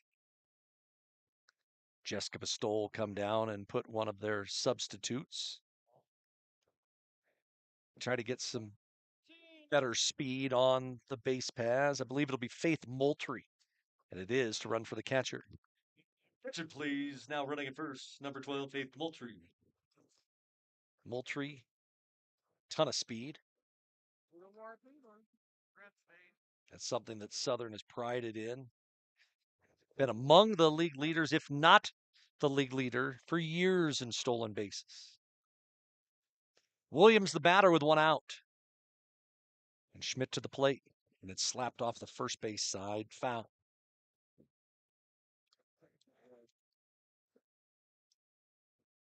Back this season, Southern Oregon, 42 stolen bases.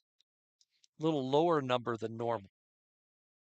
The pitch grounded to short. Gonna be 2. No, it won't. Mick airmails the throw to first. And it would have been 2. It goes as a fielder's choice. Could that be a big break for Southern Oregon? We'll see.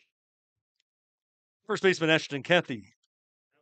So the fielder's choice will allow Williams to reach 2 outs on the board. Now Greg Stewart's going to come out. And not sure what the discussion he's going to have with the field umpire. And it may be what Williams did after she reached first base. Did she turn at all towards second base and make any bid as if she was trying to go towards second, since the throw went over the head of the first baseman Milbourne? And so our umpire crew will have a discussion. Usually there won't be a change in this call, but they'll have a little bit of a discussion as to see whether or not she moved towards second base. If they do overturn this call, I would see Jessica Pistole go absolutely ballistic. Huge play in this game, especially when you've got your number 5 hitter coming up with a runner aboard. It's a lot longer of a conversation than I was expecting. I was thinking it was going to be a quick discussion. And these 2 umpires down below deciding, okay, what did you see? What did you see? We'll see what they will decide. As Mick looked like it was going to be an easy double play, and she overthrew the first baseman.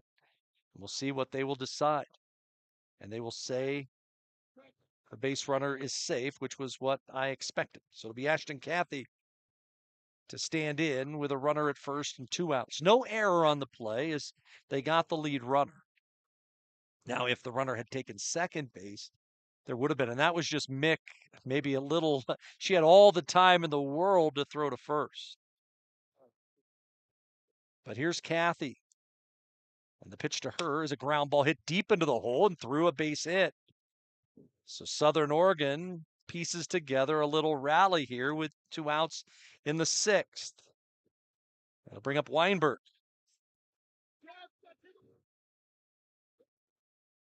It looks like Southern is going to go to their bench again. It'll be Cammie Clapp to run at second base. Attention, please, running at second base, number 33, Cammie Clapp. And to the plate, the third baseman, Lauren Weinberg. So Clapp will run for Williams. Opportunity for Southern to try to get themselves right back in the game if they can get a base hit. And the pitch to home plate is a curveball, and it misses outside. Weinberg is 0 for 2 with a strikeout. Kathy with a 2-hit game. That is the first 2-hit game for anybody in this contest. 1-0. Went high. Pemberton, the shortstop, is the scheduled hitter on deck. Tech should be out of the inning, but the high throw by Mick allowed the inning to continue. 2-0. That one, the curveball, caught the corner.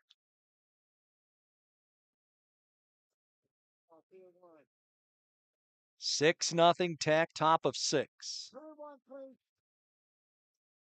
Outfield playing very deep. 3-0. That's popped up on the infield. Should get Tech out of it. Schmidt wants it. She has it. And the side is retired. They threaten but do not score to Southern Oregon.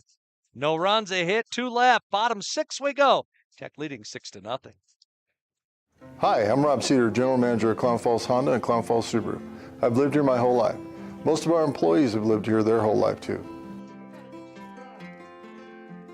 Our sales, service, parts, and body shop teams are all staffed with experienced local folks. You know them and they know you. Our dealerships are comfortable and not corporate. Comfortable means we're focused on you. I'm Rob, and I'm glad to know you. The comfort of home has never been more important, which is why we're committed to delivering affordable, reliable power. Our reliability track record is 99.98%, and we're always working on new and better ways to go even further.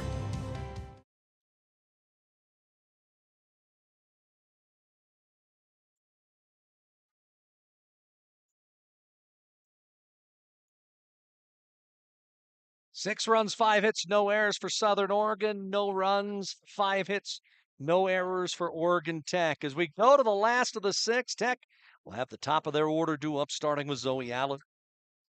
Leading off the last of the 6 is the left fielder, Zoe Allen. Katie Machado has done a nice job since coming into the contest. I would expect her to get the ball to start game 2 as well for the Raiders. This will be Allen, Mick, and Buchholz for Tech here in their 6, leading 6-0. As the righties pitch to Allen is right there for a called strike. Casey Schmidt working on a 5-hit shutout through 6. But I can tell you what, that doesn't happen often against the Raiders.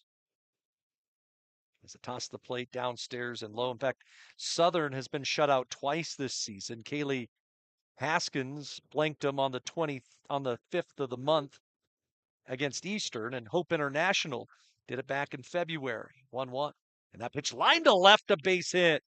It's going to slice away from the left fielder Fulton, but a base hit for Zoe Allen to start off the Oregon Tech 6, and the winning run now to the plate. The shortstop, Kayla Mick. So get Zoe Allen into the hit column. And up steps Kayla Mick. The pitch to her is line foul off the left field side. Mick has walked twice, has a base hit, and she has scored 2 runs. Tech took advantage of 4 walks from Kayla Williams. It's a toss to the plate downstairs.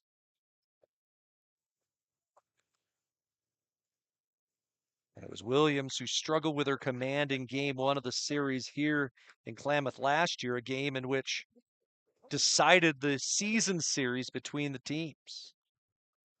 1-1. Runner goes this time, and it's fouled off.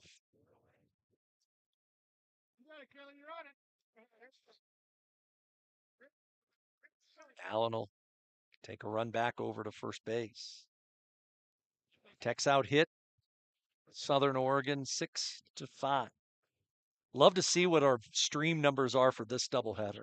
We've had huge numbers this year. Downstairs and low to Mick. It's 2-2. Kayla recently went over the 200 hit club or mark for her career. Joining that exclusive list. Over 100 RBI as well. Squared stance 2-2. Swung on, chopper right to third. Only play, though, is to first. And by sending the runner over at first, Allen able to get into scoring position. Right fielder Maggie Buckholz. Wouldn't it be a nice spot here for Maggie Buckholz to launch one? End the game with a swing. That'd be legendary status. And she pops it up left side of the infield. And right there to put it away will go Weinberg. So 2 down. Catcher J.C. Sievert. As you speak of walk-offs, it was Sievert who had a walk-off hit against Southern last year. Could she repeat that? The toss to the plate. Inside with a screwball. A good pitch by Machado. Raiders will have the bottom of their order due up in the 7th if we get there. Sievert is still searching for her first homer of the year. She had 12 last year. 0-1. Swung on and rolled foul past Greg Stewart off the third base side. It was her 3-run triple back in the 4th inning that broke the game open and gave Tech the lead at 6-0.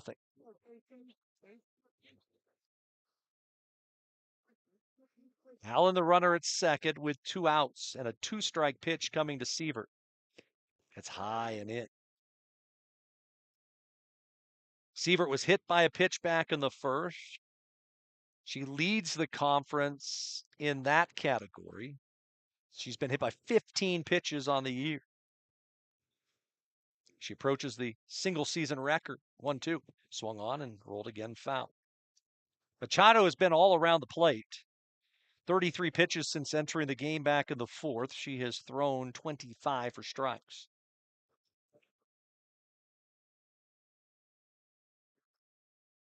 She represents the winning run. 1-2. Change up, and it's fouled off the first base side. We'll try it again. Again, game 2, once this one comes to a close, will be 25 minutes after the conclusion.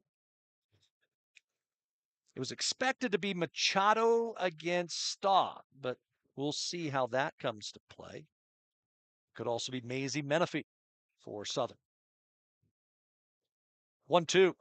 Swung on, popped up off the third base side, foul territory. Will end up in the Southern bullpen behind their dugout. But Sievert keeps fouling pitch after pitch off. Sievert, 7 doubles, a triple on the year.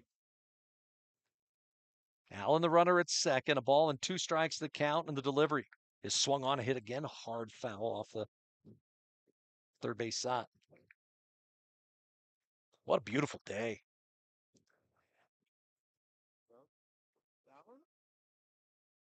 Expecting snow again over the weekend locally.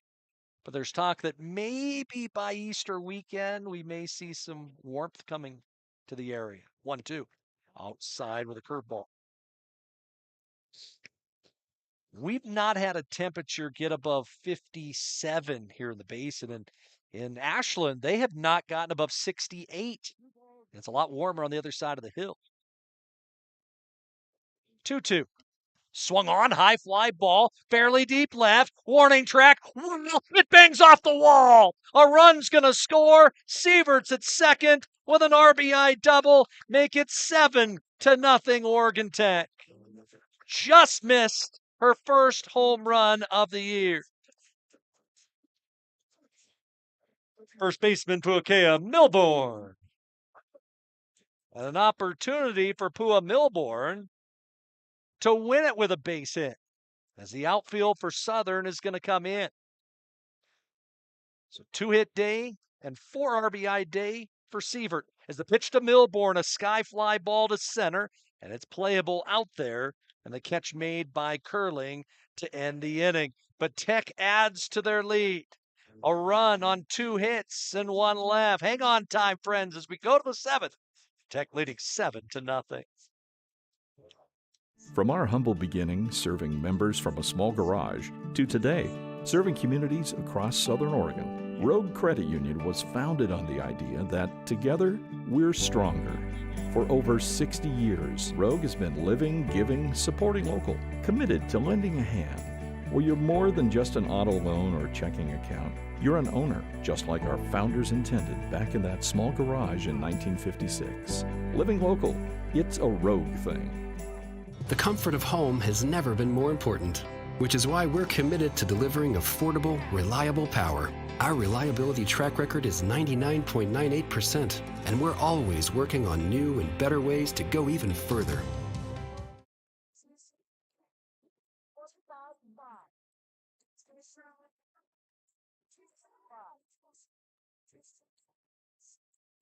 Leading off the 7th for Southern Oregon. Shortstop Sammy Pemberton.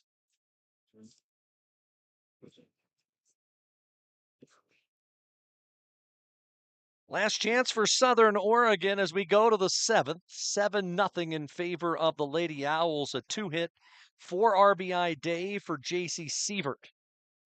She has been the key contributor for Oregon Tech, and Casey Schmidt's done the rest. And she's trying to close out her 13th win of the year. But still facing a team that averages so many runs and hits the ball oh so well. Never going to count out the Raiders till the 3rd out is made. As it count to 1-1. Pemberton came in hitting .421 on the season. And had a base hit back in the 2nd, her first time up. 1-1. Change up that's downstairs. Tech with 4 of their 7 hits extra base variety. 2 triples and 2 doubles. And I've made all of them work. 3-1 to Pemberton.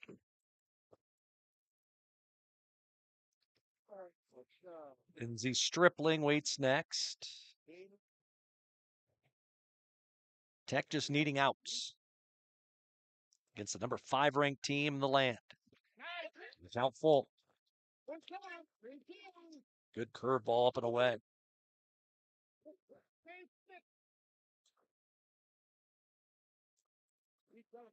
Schmidt has struck out 5. She has walked a pair.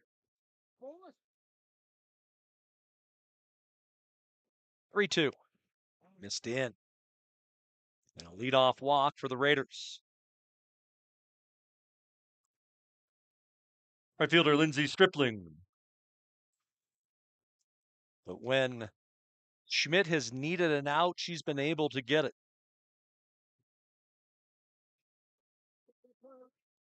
Stripling is 1 for 2. She slapped a base hit off the glove of Kayla Mick back in the 2nd and takes a pitch high. Strike zone getting a little tighter here in the 7th. The one good thing, if it gets all the way to Donovan, she would not represent the tying run. That's a good sign if it gets to that point. But the count is 2-0.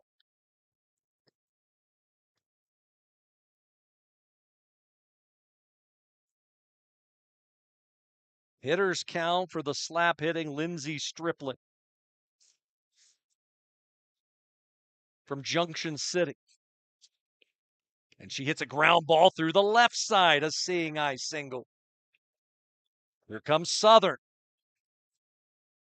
2 on and nobody out for Sarah Curling. And now Greg Stewart out to the circle. And he's going to have a chat with his ace about how to pitch to Curling, knowing that the Acostas and the Fultons and the Donovans of the world more than likely going to get a chance to hit here in the inning. And probably Greg Stewart talking about, hey, we just need to get outs. We don't care about whether or not running scores or a couple score. We've got a lead. We just make plays. Try to get yourself 3 outs before they score 7. The center fielder, Sarah Curling.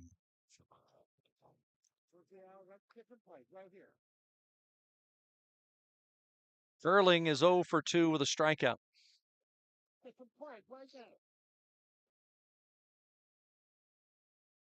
Delivery is fouled off. Casey Schmidt has thrown 97 pitches, 53 for strikes. Schmidt searching for her 8th complete game of the year. She's ahead at 0-2. Schmidt has thrown 3 shutouts. Came into the day with 100 strikeouts on the year. She'd love one right here. 0-2. 6th strikeout of the day for Casey Schmidt, and a big out here in the 7th. The second baseman, Deja Acosta. Well, a tough out in Deja Acosta. There's 1 for 3.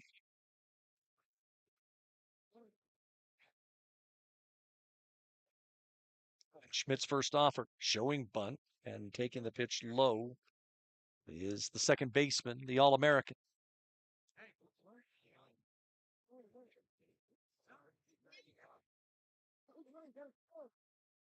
She's had a fabulous career in the red and black of Southern Oregon. 2-0 the count.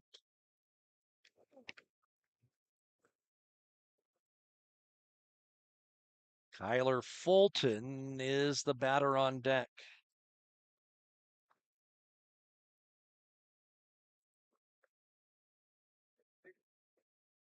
Schmidt's pitch. Swing and a miss. Challenged her with a fastball middle out. And swung right over the top of it. Did Acosta.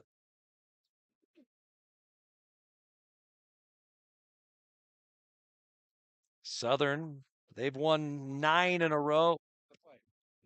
Pitch fouled back. Tech has won 12 in a row. We saw that in baseball last weekend where Tech came in with a 5-game win streak. CFI had come in with a 9-game win streak, and OIT won the first 2 of that series. 2-2 to Acosta with 2 on here in the 7th. And Schmidt to the plate. Called strike 3. 2 down. Froze Deja Acosta to Casey Schmidt. And Southern down to their final out. Left fielder Kyler Fulton. Kyler Fulton, the last hope, trying to get it to Donovan. Fulton has struck out twice. And the pitch to her is outside and high. Be interested to see what Greg Stewart would do if Fulton gets on. Do they pitch to Donovan in this situation? My thought would be because of the big lead, you would. 1-0. Swung on, ground ball hit to short. They'll throw across. Game. Oregon Tech knocks off Southern Oregon in shutout fashion in today's opener, 7-0 on a 6-hitter from Casey Schmidt. In the 7th, no runs, a hit. The Raiders strand 2. Final again. Tech wins 7-0. What an effort by Oregon Tech. Game 2 in about 25 minutes. We thank you for watching. Stay tuned here on the Owl Sports Network. Celebrate. Come on, let's go. Your final in game number 1. Dreams of Oregon Tech 7 and Southern Oregon 0. The totals in the ball game for OIT: 7 runs, 7 hits, no errors, and the Owls strand 7. For the Raiders, no runs, 6 hits, no errors, and they strand 8. Winning pitcher for Oregon Tech is starter Casey Schmidt. Improved to 13-1. You did it. Season. The loss for Southern Oregon goes to starter Caleb Williams. She balled 2-9 and 3. Girls, you save of the contest. 1 hour and 46 minutes. The concession stand is open with the front page flag for all of your concession needs. Chocolate and coffee, along with sodas and waters, plus hot dog, front corn nachos with warming again. Our concession stand came through the bottle in a basket. Take a break. Clear, but still okay. You're a little ahead of game 2. 3:45. Nice pitching by Casey.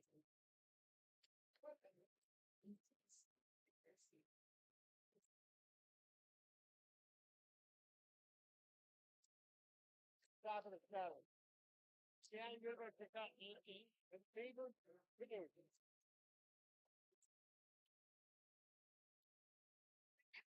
What's that?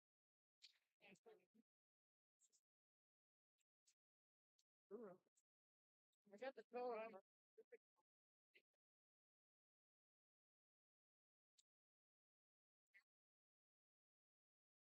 One run, 7 hits, 4 errors.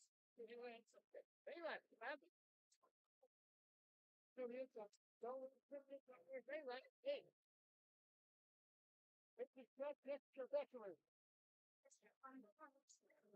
Yeah. And come on. What's that? Well, that's that car. Carburet.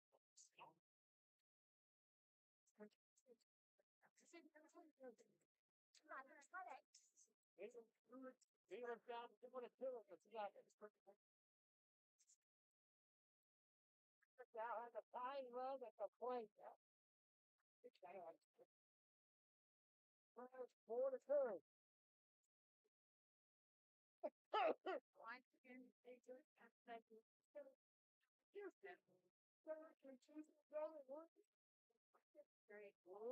That's where we're at.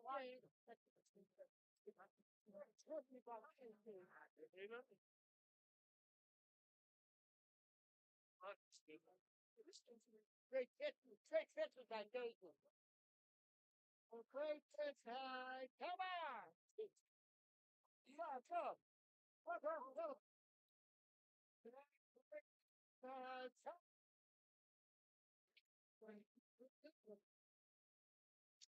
Yeah!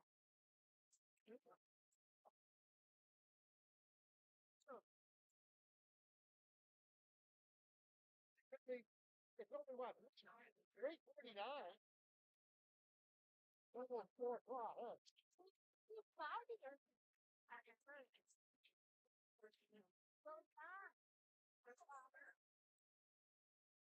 The win.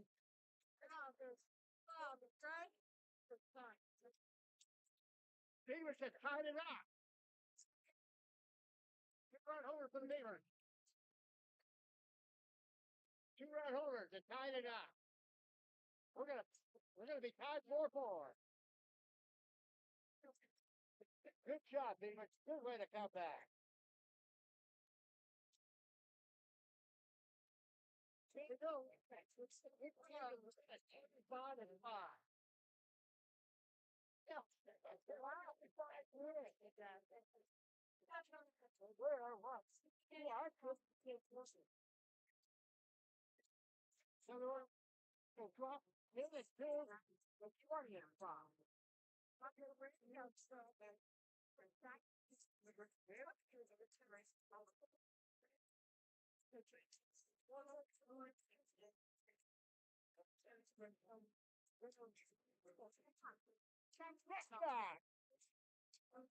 I get her. I got a fit club. Yeah. Yeah. I should have built her as a stop here. We're in a 4-4 ball game. You're in the seventh. Well, yeah.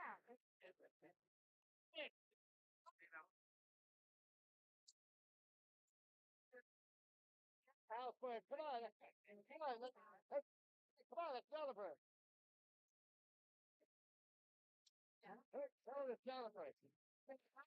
Yeah. Good job. Come on, let's celebrate. Yeah, celebrate. Yeah.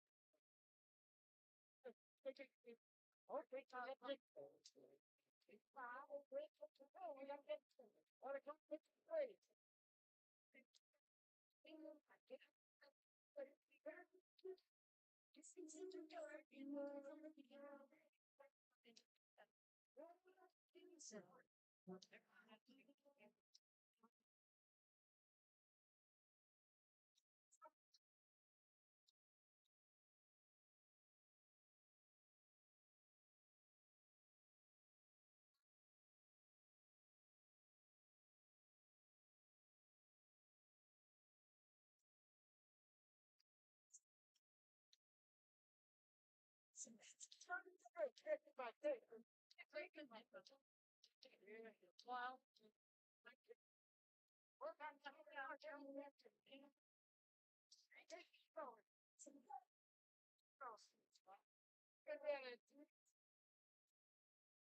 Okay, Great, take that gut out.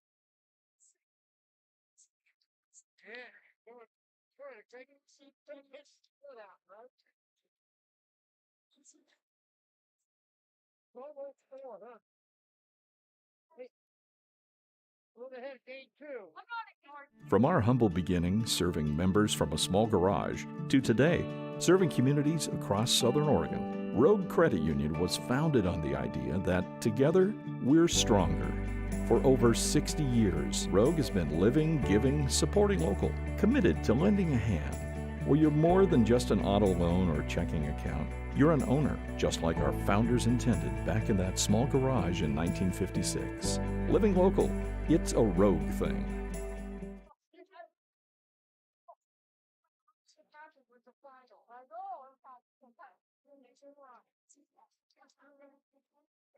Yeah.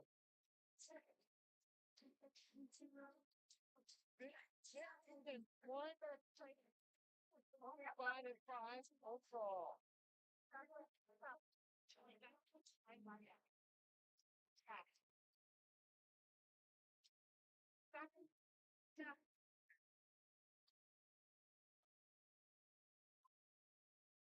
Now, move ahead again, too. Yeah.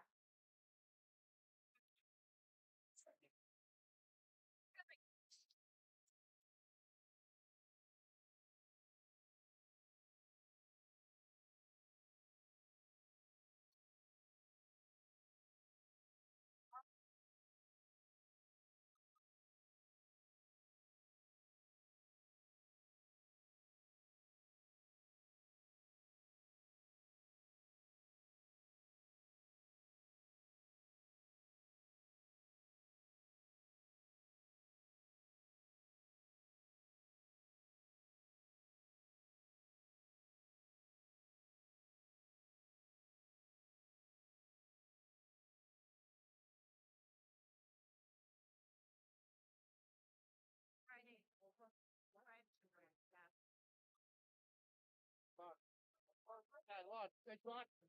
We're gonna run, hit it too, and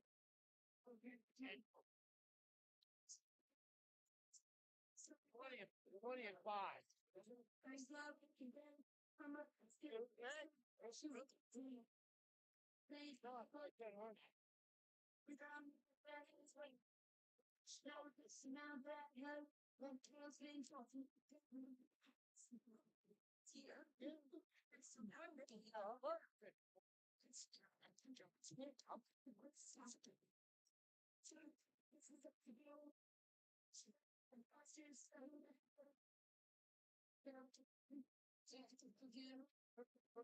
You're number one right now. Okay. It's just for me. Just the top. We're down to you.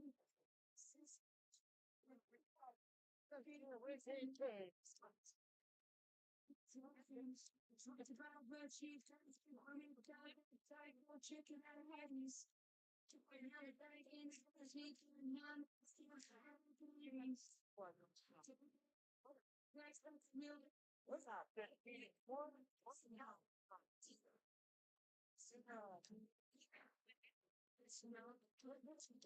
Yes. Here's reality.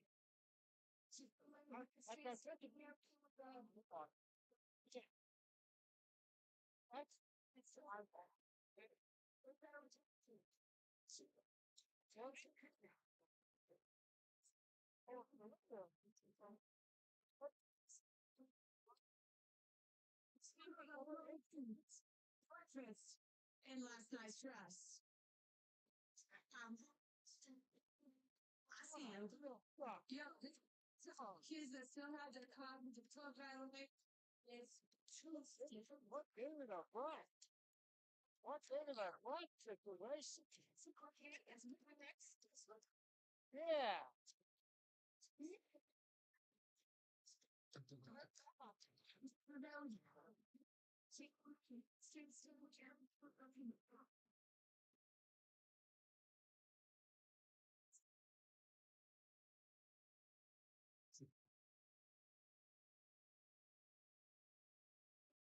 Oh, that was cool.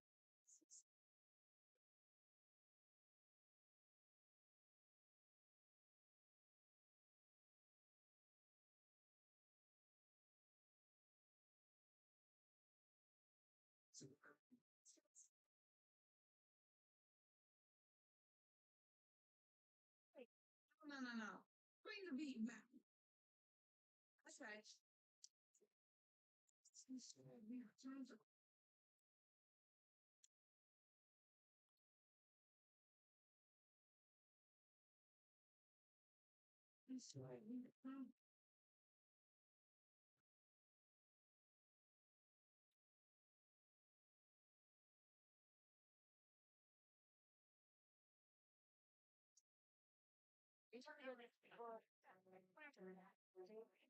Look, 9-4.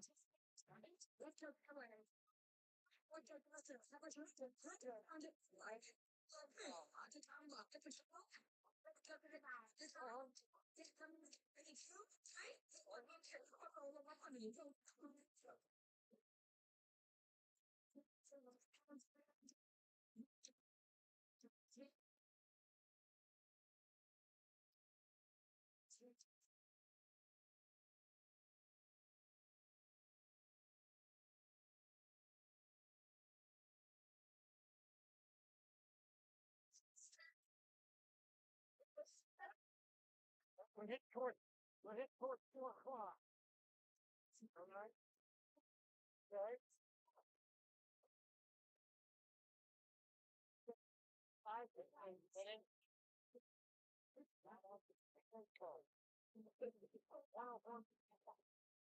Down, getting short.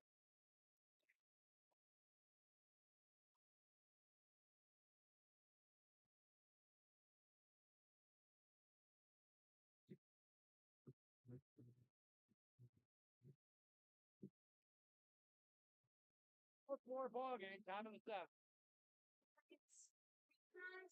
Come back.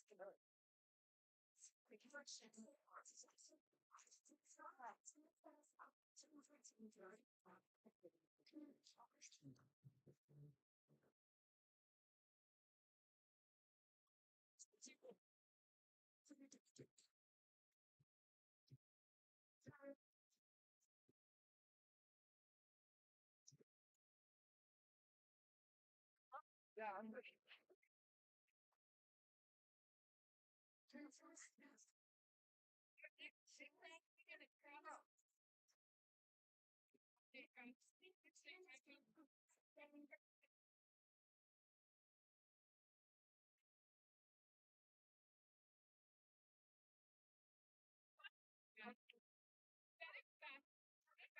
Final year fun.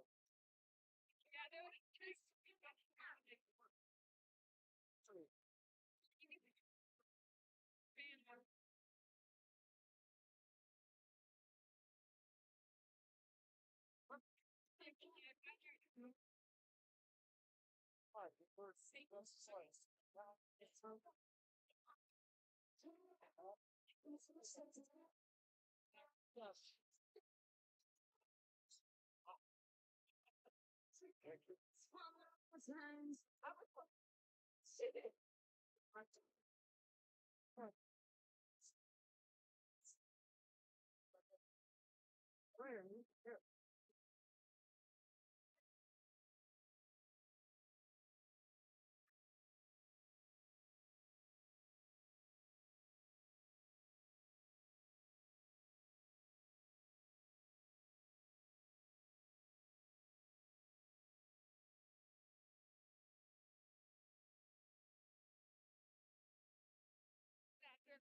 Thanks for coming.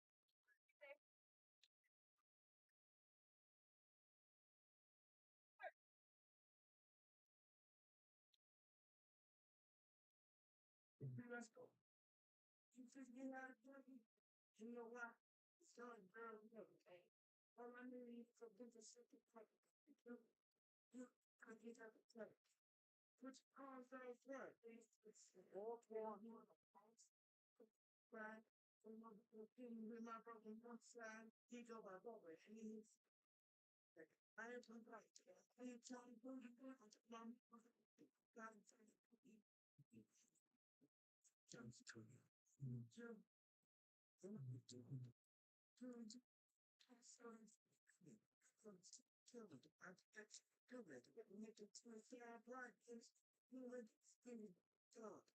I'm teach me how to do it. Teach me how to do it. Teach me how to do it. Teach me how to do it. Everybody, what does it teach me how to do it? Teach me how to do it. Teach me. Well, how do you teach how to do it? The time. Okay. What's that? What's that around?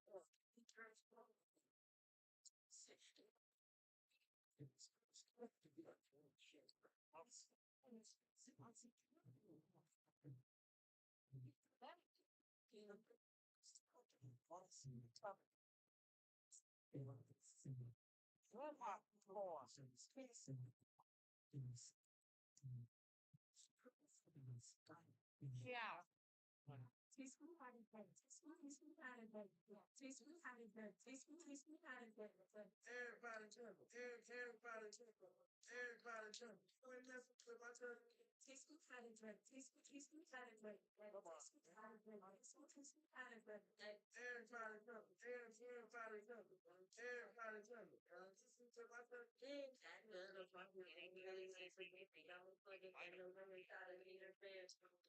She do what you're thinking in every girl, but I'm thinking about a sweet way, her every she got a chance, so it's I want to. She like you to be, I think she would be good. I can't just say it. Go for it. There. Don't tell me. Because they see them in the dirty, so that's not like, but I don't, you know, I'm playing up. Trust me. Some tactics. You don't need to be right to get out of stuff. This is what we when everybody bring the ideas.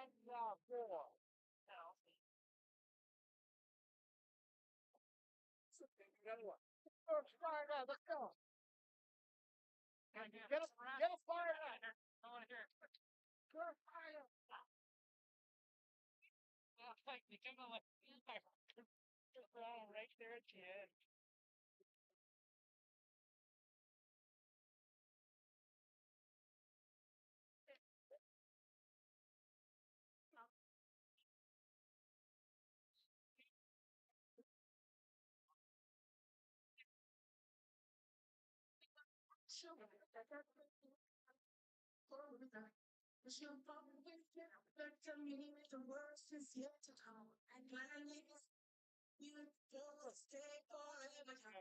This I know. This I know. Why she's me. Key reduction. Yeah, this. We have to think of 5 more things. Look at shit. That's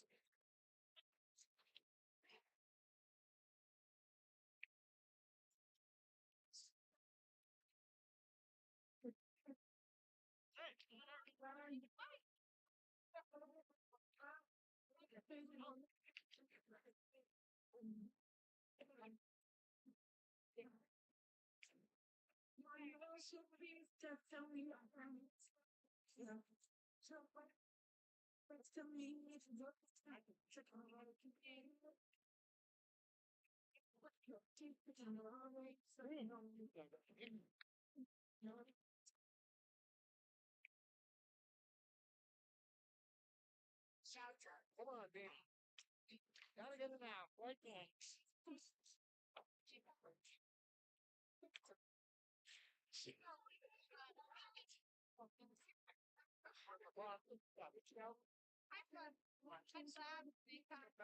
Red hot, what can you be 5 to 4? No, very Bob, Bellevue. Bellevue, Washington. Who comes back? Kids being. Favorite, get out of there. Go about there. Favorite, get out of the inning. Be down 5 and first. Like, let it be in. Hold up, come back.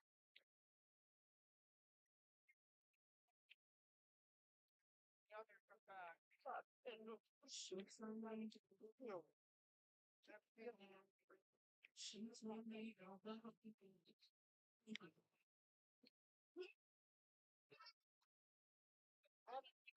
we're gonna get ready to start game 2.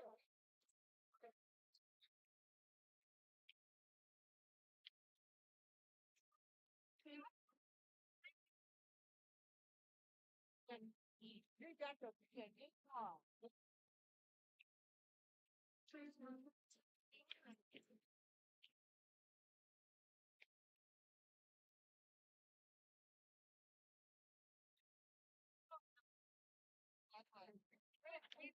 just came out. I got trained. I did 10 feet off the field. Somebody look that team right now. I almost hit all those down in unbelievable. I mean, it's on the travel pad. Okay. Yeah, I come. I'm on a team.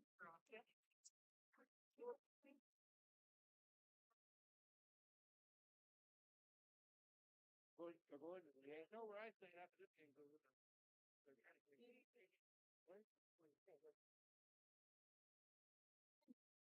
I have to got settled. Right? Everything now it's fine.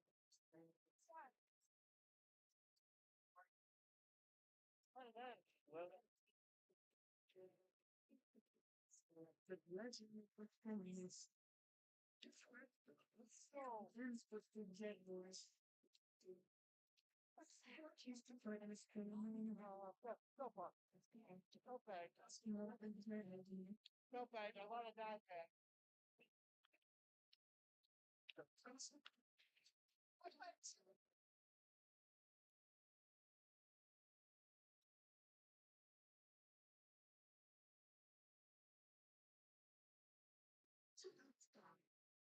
Start getting the factories down by the run. To this side of the floor. To this. Watch this side.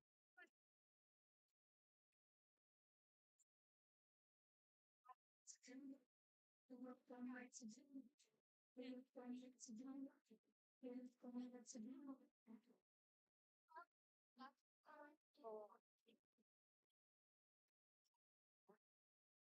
No way, it's from that way.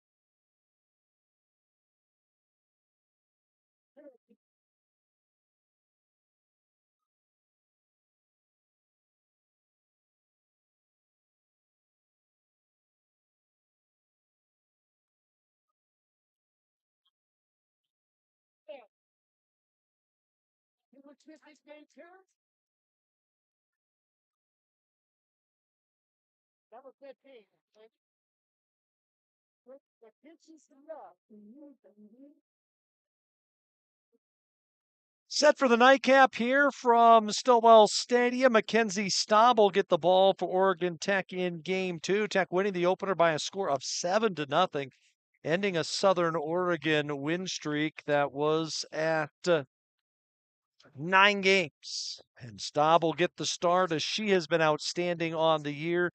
11-3, a 1.53 ERA. This is her 16th start of the year in an 82 and a third innings, allowing just 18 earned runs on 63 hits, 22 walks. She has struck out 65. She will face Acosta, Fulton, Donovan, Kathy Weinberg, Austin, Love, Stripling, and Curling, the 9 in Jessica Pistol's order. As we're set for game 2 here from the Basin. Leading off game 2 for Southern Oregon is the second baseman, 00 Deja Acosta.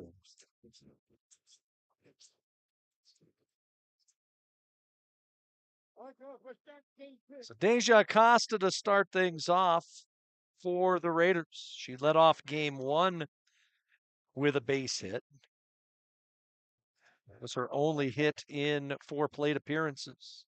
Our first pitch going to come across at 4:20. And it's a strike from the junior right-hander, and it is 0-1. Casey Schmidt, a 6-hit shutout in the opener. Her 4th shutout of the year, tying her for the team high with this player in Staub. As the pitch off the outside corner to the senior. And it was just the 3rd time this season that SOU has been blanked. Once against Eastern Oregon and once against Hope International. 1-1. High with a rise ball.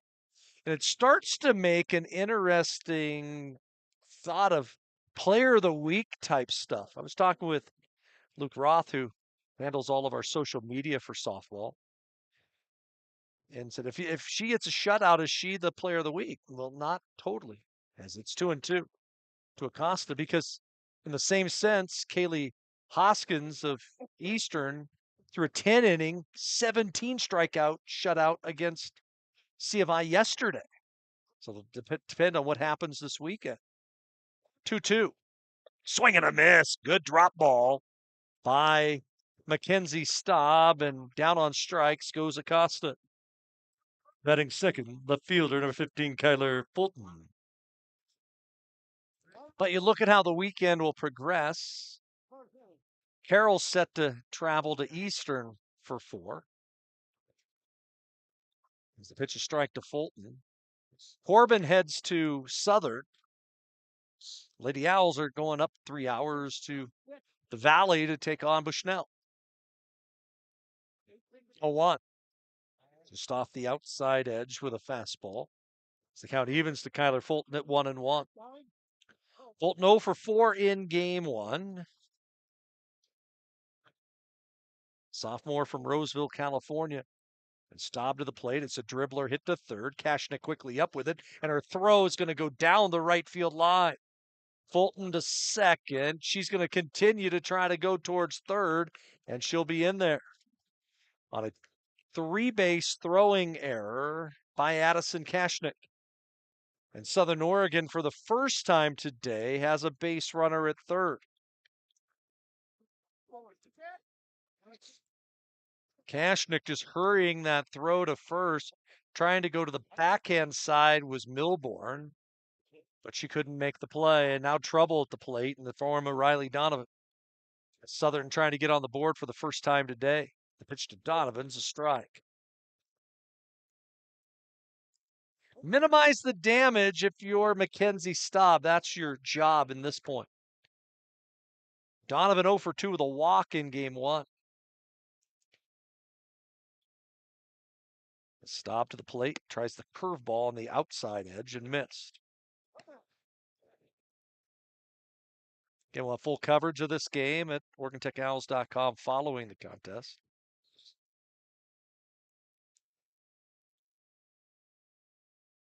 All our stats and game stories and photos. 1-1. And it's a squeeze bunt. And they will say that it caught Donovan in the box. If it had been a fair ball,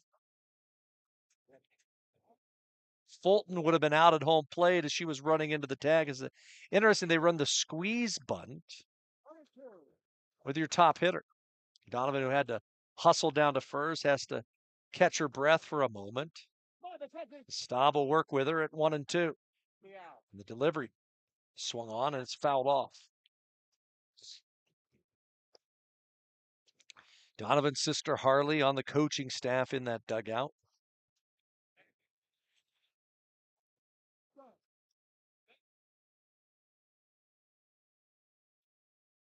Outfield playing a little bit around to right.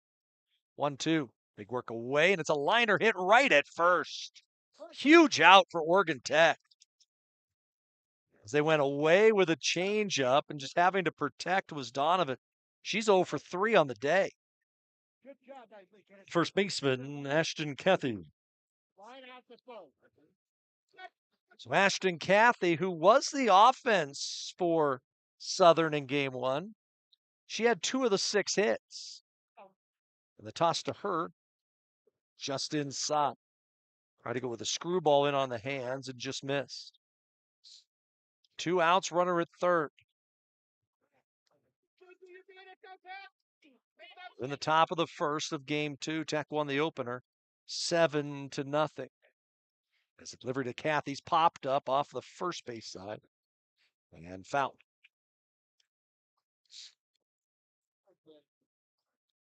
It was Staub who limited Southern to just 2 runs last year in the 4th and final game of their conference series. But Southern, 2 runs was enough. 1-1. That's on the outside corner.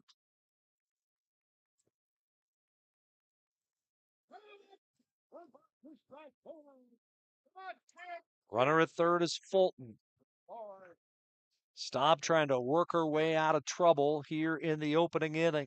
1-2 to the plate. Downstairs with a curveball.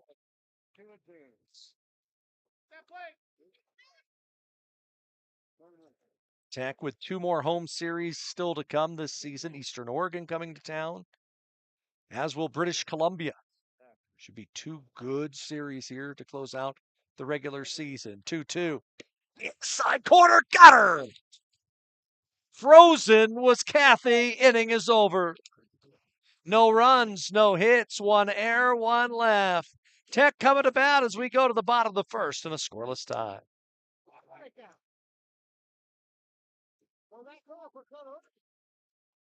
Hi, I'm Rob Cedar, General Manager of Clown Falls Honda and Clown Falls Subaru. I've lived here my whole life. Most of our employees have lived here their whole life too. Our sales, service, parts, and body shop teams are all staffed with experienced local folks. You know them and they know you. Our dealerships are comfortable and not corporate. Comfortable means we're focused on you. I'm Rob, and I'm glad to know you.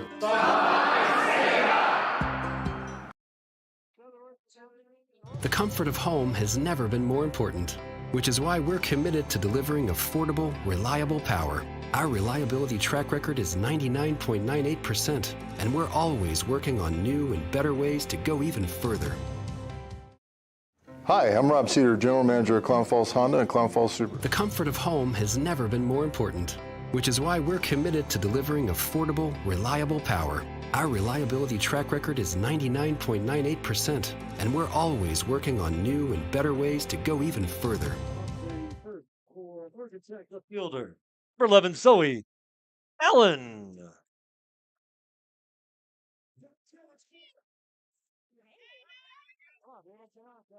Right-hander Katie Machado, who threw the final 2+ innings for Southern Oregon, will remain in the circle to start game 2. As we'll face Allen, Mick, and Buchholz in the Tech first. And the first pitch is a high chopper hit towards second. They'll have to hurry the throw and just barely get Zoe Allen. Nice play by Acosta coming in to get rid of that ball quickly and get the hard-charging left fielder. Batting second is the shortstop, number 3, Kayla Mick.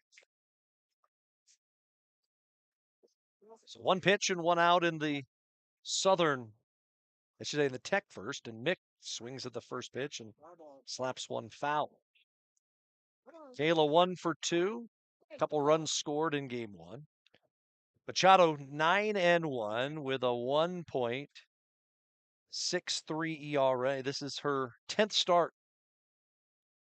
She's thrown 56 and 2/3 innings, 54 strikeouts. As that pitch hits Mick, and she is headed down to first base. Took that one right off the instep. And so Tech with a base runner with one out. The right fielder, number 2, Maggie Buckles.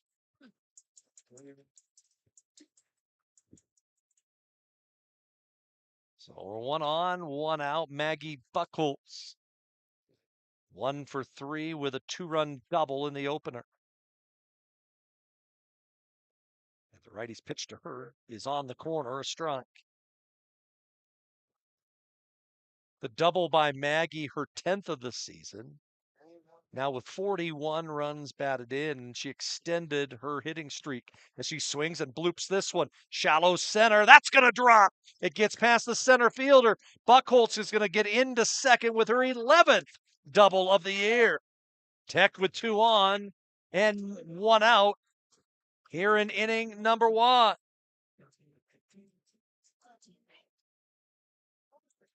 The catcher, number 1, J.C. Sievert.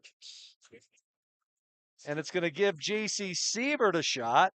And all Sievert did was get both of her hits, well, I should say one of her 2 hits off of, actually it was both of her hits, off of Machado. A triple on the very first pitch that Machado threw in the 4th inning of game 1. And then she doubled off the left field wall in the 6th.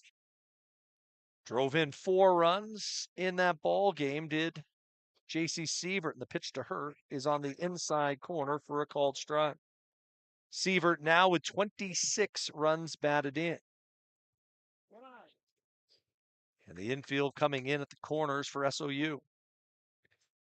0-1 by Machado. Curveball just off the corner. Piper loved doing the catching for the Raiders here in the nightcap. The rest of the majority of the infield, the same. Rylan Austin getting the start at short as the pitch to the plate fouled off the foot of Sievert.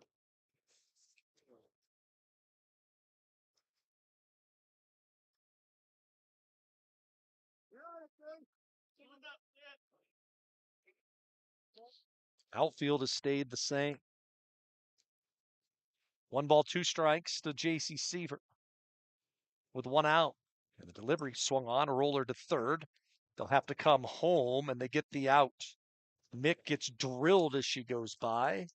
Unlike in baseball, where a lot of times you'll try to get caught in a rundown long enough to get the runner into scoring position, didn't happen there.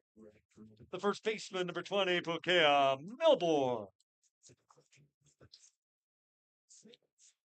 So 2 outs, and Pua Milbourne will be the batter. They nearly tagged Mick going by. They came home with a throw, and now the first and third play could be off. Is Pua Milbourne going to take a strike? They got the runner hung up at first base, and they'll run Sievert all the way back to first base. Pitch was a called strike. As Love quickly got the ball into the hands of the shortstop, Rylan Austin.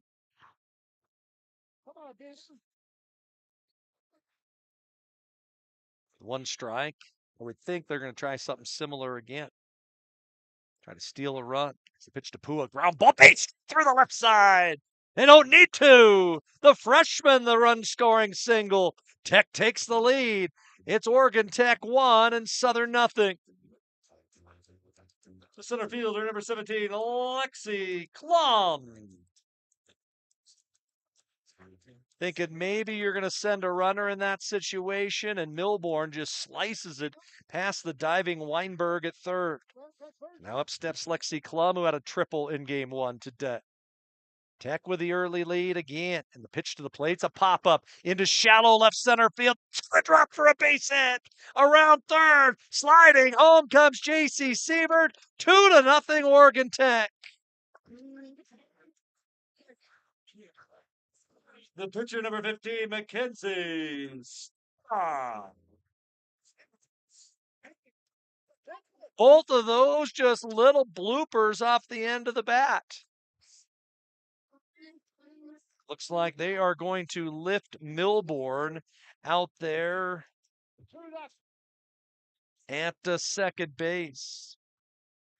And so it will be Malia Mick who will be the one to run out at second base.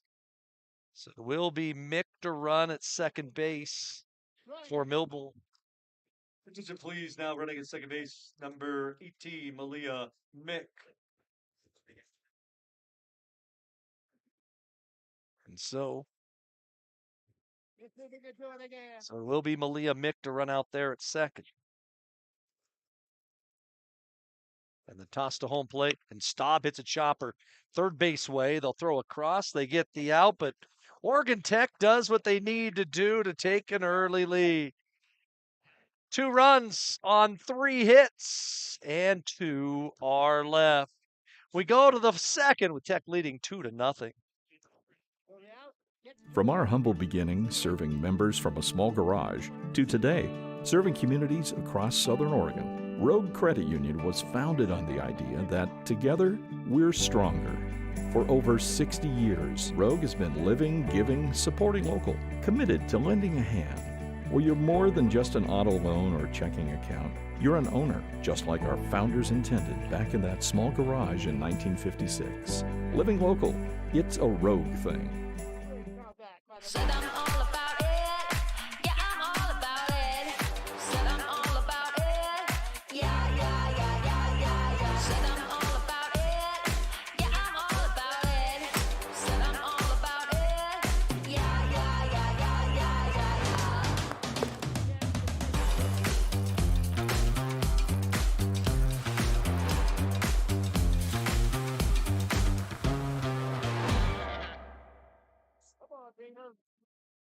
Second for Southern Oregon, third baseman, for visit Drew Laura and Blackbird.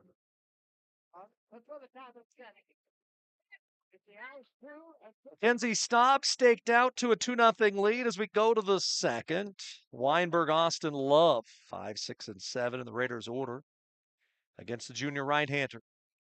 Staub to home plate, and she fires a strike.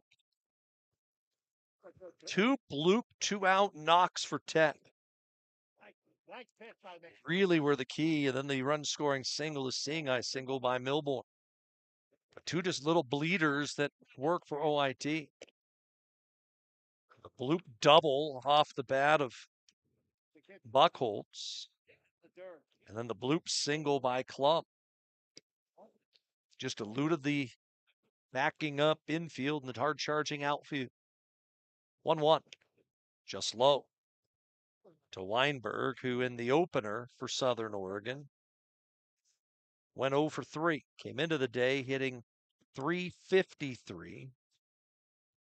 Kid from Roseville, California. Few players from Roseville on the Raiders team. As that pitch lined into the gap, left center field, no one's going to get to that ball, and it's going to bounce over the wall for a ground rule double. So the Raiders will get themselves a runner to second. They will also use a pinch runner as well. As Southern Oregon will bring in a runner for Weinberg. It's going to be Cammie Clapp, who we saw in game 1, as they try to answer here with the leadoff batter aboard in the second inning. Attention, please. Now running at second base for Southern Oregon, number 33, Cammie Clapp. And to the plate is the shortstop, number 14, Sammy Pemberton. Check that, number 24, Rylan Austin.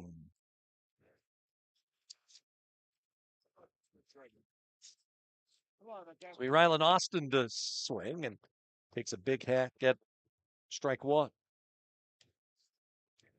Austin, we did not see her in game 1, hitting .333, a homer, and 13 runs batted in. The 0-1 to a showing bunt. It's bunted in the air, right in front of the circle. The throw goes through the second baseman Cook. The throw home. And the ball just has been thrown all the way around the infield. Southern Oregon is going to score a pair. What a weird play. Your Little League home run off the sacrifice. And 2 errors on the play on Oregon Tech will give the Raiders the lead. And the interesting part of that was if Sievert would have been able to just put the tag back on the base runner, I don't think she ever touched home plate. Dropped the ball, did Sievert, but I don't think she ever touched home plate. But it's 2-0 the score. And a pair of errors on Oregon Tech on that play. So if you're scoring along with us, Austin reaches on a sacrifice.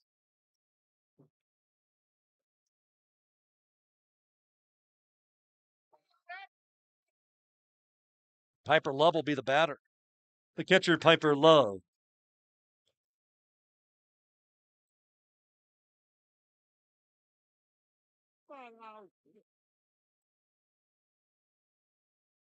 Pitch to home plate is hot.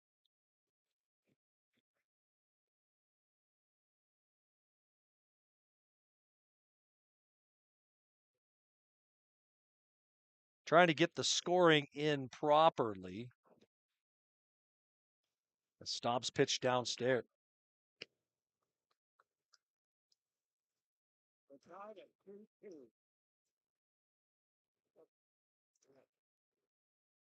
Think we got it. The delivery of the plate popped up towards right, backing up Buchholz, still going back, nearing the warning track. And the catch made. 1 out.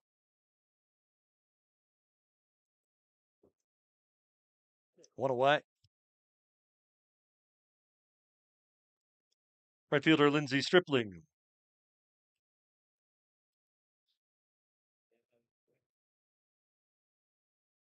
Delivery to the plate. It's downstairs.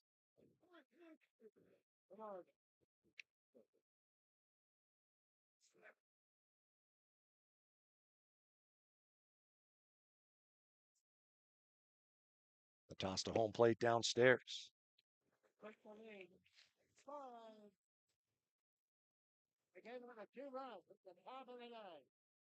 Weird play.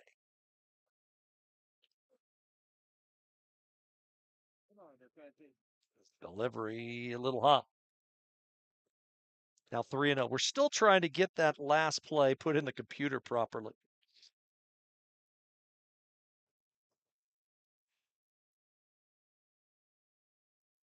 And the delivery, a called strike, 3-1. It's the hard part when you're trying to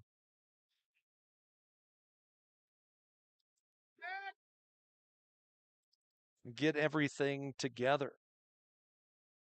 3-1. Fouled off the left field side.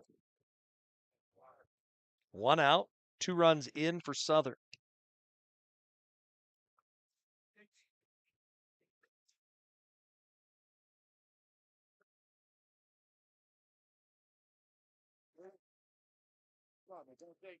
Payoff pitch grounded towards second. Cook up with it, and she will make the play. So 2 outs, and to the bottom of the order, and Sarah Curling. We're tied at 2. The center fielder, Sarah Curling.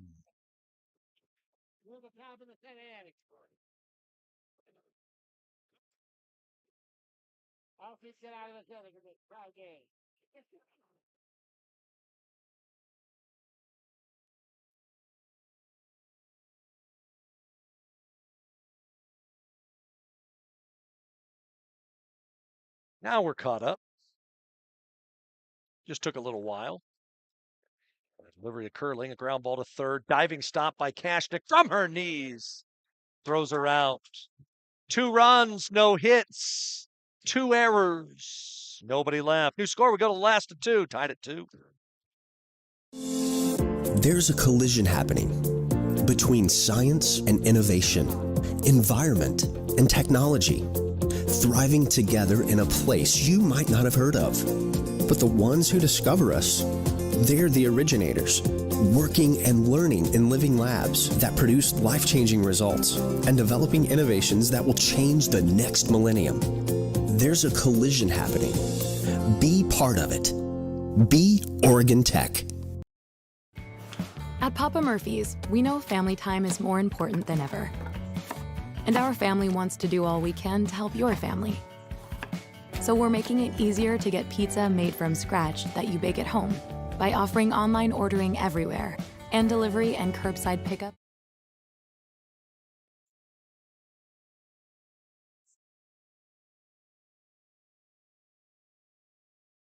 Red Hawk. Let's go out. Come on. Everybody's gonna get on. Let's go.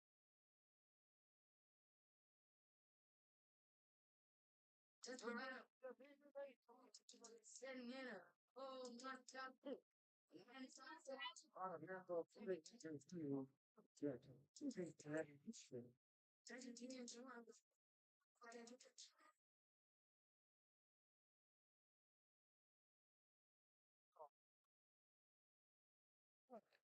Now I can hear myself.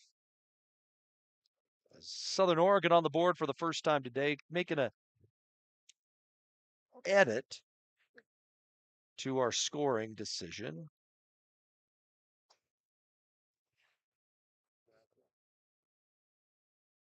There's a delivery to home plate inside. The run scored by Clapp in that last half inning is earned. Down to 2 balls and no strikes to Addie Kashnik. The toss to her is low again.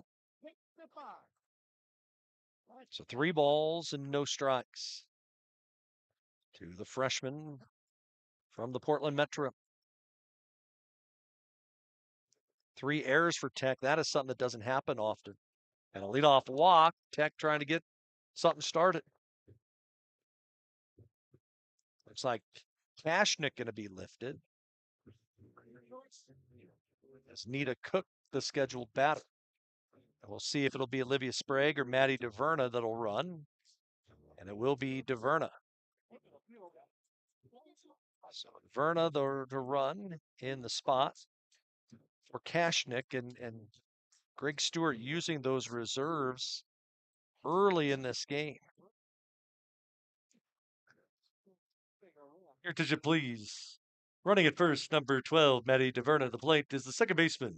Number 34, Nita Cook. Cook in the opener, 0 for 1, but she had a perfect squeeze bunt that brought in a run. She's being asked to do it again and drops it down. Loved by the third baseman and does her job. That's a nice throw across by Weinberg, but Tech with a base runner in scoring position with 1 out. The left fielder, Zoe Allen. So Tech with their top hitters coming up. Allen singled to start the ball game and came around to score on the Milbourne hit as that pitch slapped foul.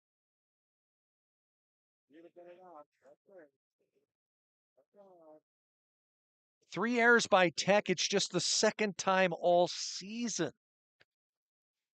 that Oregon Tech has committed an error.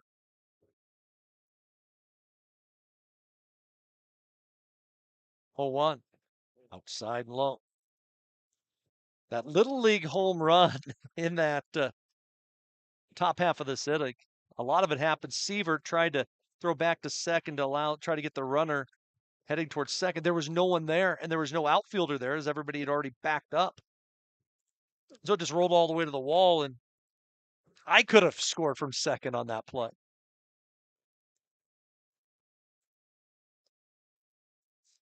Allen with her single extended her hit streak to 7 games. And now slaps this one down the left field side. It'll drop foul.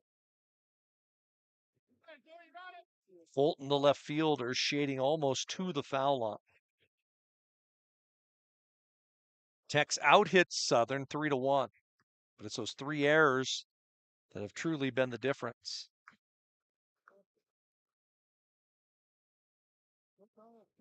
The delivery. Little dribbler. Going to be a tough play. It'll be an infield single for Zoe Allen as it got between Machado and Weimer. And Tech with a chance Here with runners at first and third. The shortstop, Kayla Mick.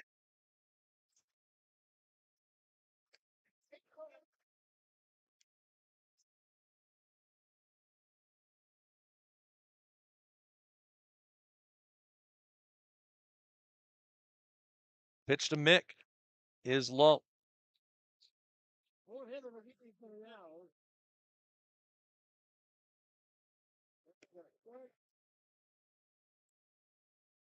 Kayla Mick came into the day hitting well over 400, and she fouls this one off. League best 14 doubles. She's driven in 29.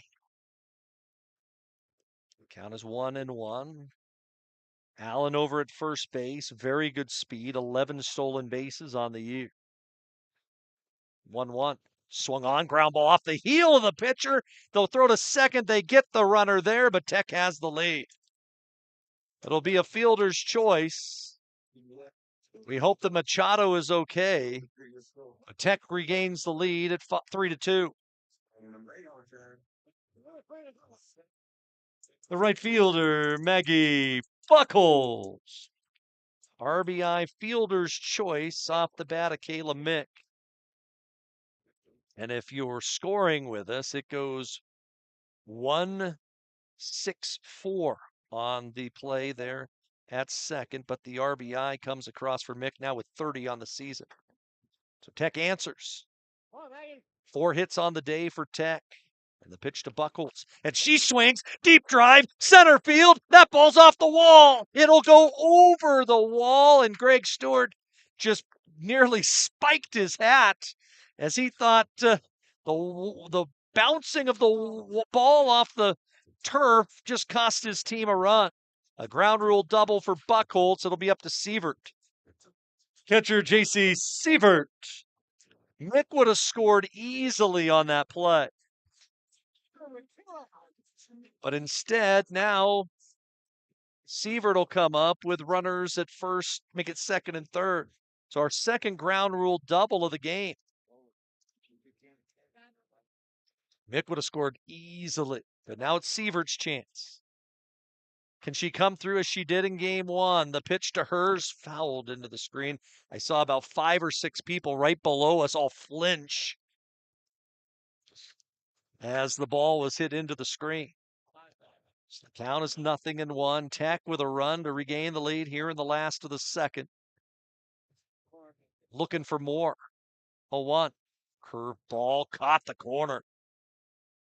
Nasty pitch that time by Katie Machado. Sievert in a hole at 0-2. The junior, I should say the sophomore, it's her third year, but had a redshirt season in there from LeGrand, former state champion. The pitch inside and low as she backs her way off the plate. For a champs Sievert's team back in her prep days in 2019. 2020 season was canceled due to COVID. 1-2. Swung on, right base hit into center. Mick scores. Here comes Buckholz. She'll score as well. And Oregon Tech makes it 5-2. The first baseman, Puakea Milbourne. So Oregon Tech able to get the clutch 2-out hit off the bat of J.C. Sievert. And it looks like Southern Oregon may be making a pitching change. As Jessica Pistol's going to come out and have a chance to The comfort of home has never been more important, which is why we're committed to delivering affordable, reliable power. Our reliability track record is 99.98%, and we're always working on new and better ways to go even further.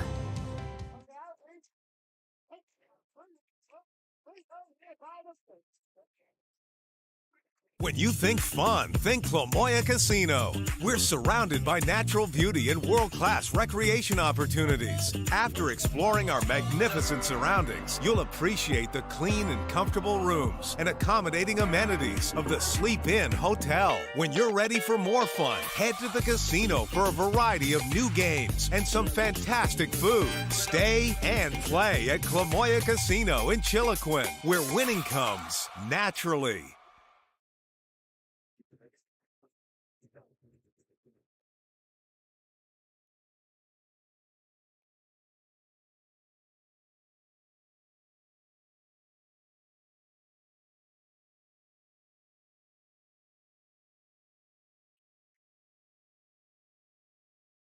Play for the Lady Owls. First baseman for Kea Melbourne. So Pua Milborn, who had a RBI single her first time up, will face a new pitcher in right-hander Maisie Menifee, making her 6th appearance on the season. 2-1 record, a 2.85 ERA. 8 walks, 12 strikeouts, and 19 2/3 innings. Has not been used much this season by SOU. The pitch high and outside to Milborn. As Tech has answered the 2 runs in the top half of this inning by Southern Oregon with 3 of their own, and they chase Machado.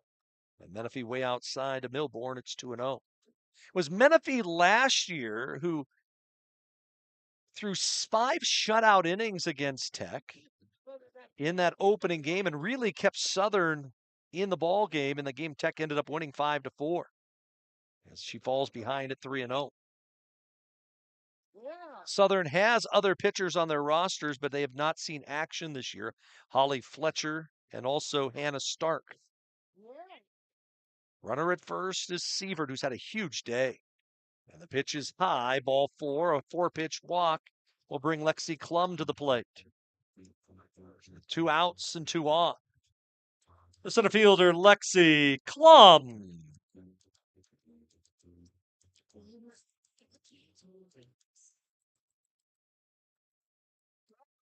Looks like someone up and throwing in the Raider pen. Behind Menifee. Klum from the right side. Menifee to the plate. It's hot. She's missed with her first 5.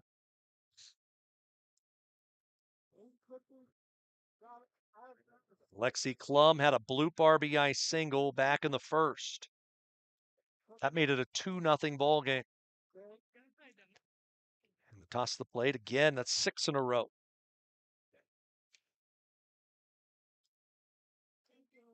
And the infield going to come in and give her a little encouragement. I believe it is Texas Tech in college baseball.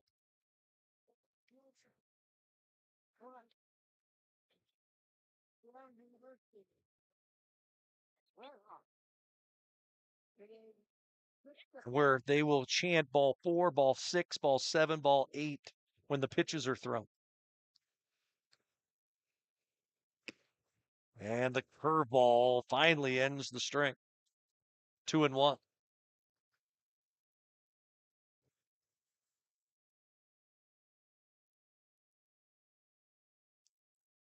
Two on, 2 out. Menifee way outside. Just got word that the game time Friday at Bushnell has been altered a bit. Instead of a 2 o'clock start, I believe they're going to play at 10 in the morning. 3-1. That's ball 4. So they're loaded again. That may be it for Menifee, as it looks like her day is done that quickly, as they're going to go to the bullpen one more time. And they will bring back into the game and re-enter Machado. So all the changes made, we'll take this time out. At Klamath Falls Toyota, you'll experience our goal to completely satisfy every customer every day. Because our customers are like family to us. You'll also experience the teamwork of our professional and knowledgeable staff. They're authentic, caring, and the best in the industry. And when you choose from our great selection of new Toyotas or quality pre-owned cars, trucks, and SUVs, you'll experience a process that's efficient, easy, and transparent. Experience amazing at Klamath Falls Toyota, where experience is everything. Katie Machado. So she went in, whatever she needed to work on in the bullpen, she did. Now she'll re-enter with the bases loaded. And the swing and the ground ball, base hit in the center. Milbourne around third. The throw home, she is in there. 2-run single for Kenzie Staub. And Oregon Tech makes it 7-2.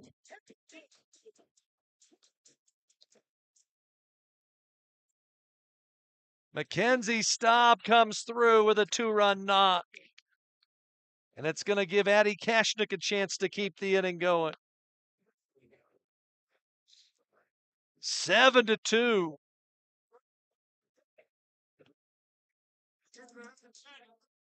the plate is the third baseman, Eddie Kashnik.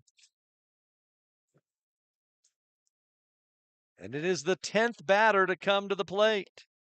And Addie Kashnik takes one upstairs. So Staub swings at the first pitch and just wraps it right back through the middle.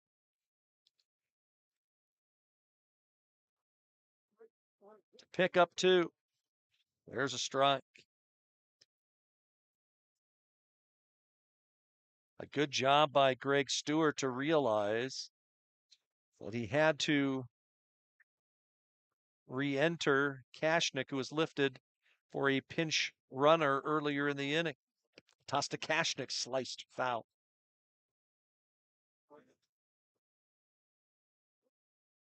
The count is 1-2.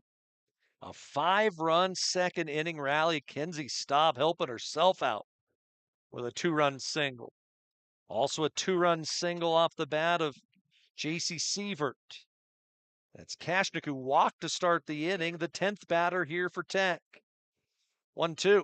Swung on, popped up. This should end the inning. Right there's Weinberg to glove it, but that will do it. Tech with a 5-run second inning outburst. 5 runs. On 4 hits, they strand 2. We got a new one as we go to the third. It's now Tech 7, Southern 2.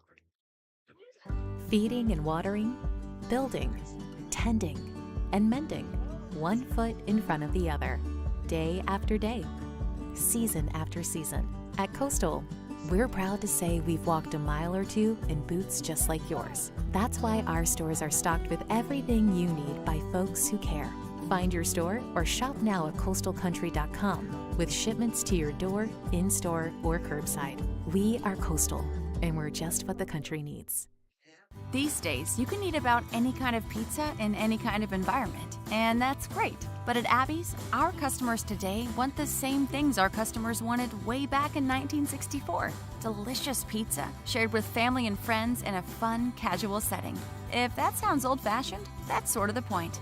From our 36 locations, Abby serves the kind of traditional pizza that traditions are made of. Good to the last slice. Abby's, a legendary pizza tradition. Yum.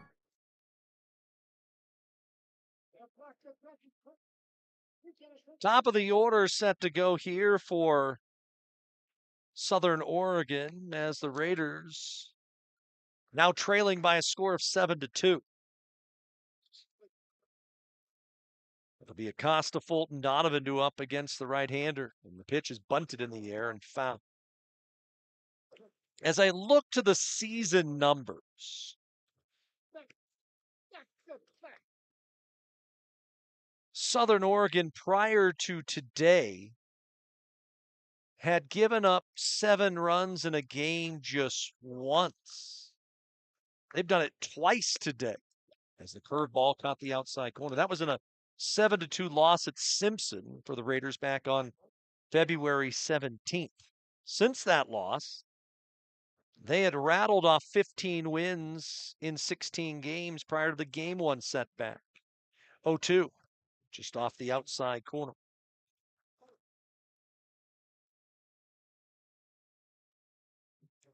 Staub working with a sizable lead. When you're facing a Southern team, as we mentioned, averages over 7 runs a game. No lead safe. Got her chasing on a pitch way out of the zone. Great curveball by Mackenzie Staub for out number 1. Left fielder, Kyler Fulton. Taylor Fulton from the left side. And a strike called. And she ran through the zone. Big 2-out rally for Oregon Tech in that second. 2-out double by Buckholz, 2-out single by Sievert, 2-out single by Staub. It's right back to the circle, and Kenzie will throw her out. Trying to get a lockdown inning is the right-hander. Designated player, Riley Donovan.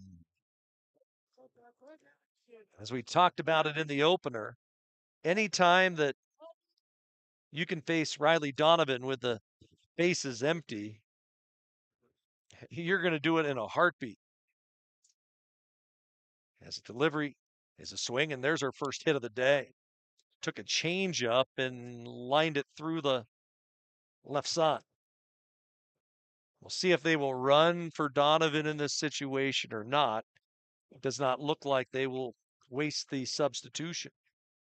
First baseman Ashton Cathy.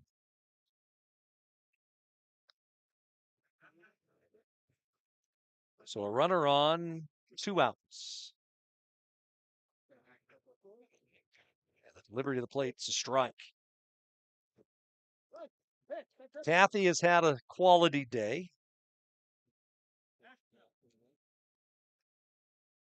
Two hits in game 1, but struck out her first time up here. And the delivery to the plate downstairs. Short lead over at first base for Donovan.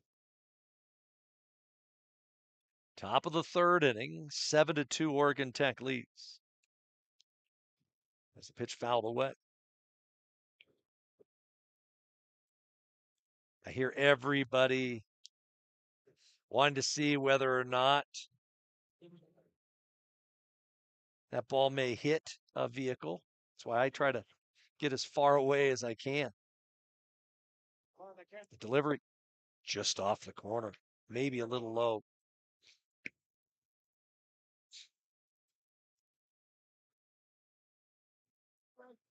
If Cathy can reach, the third baseman Weinberg stands in the on-deck circle.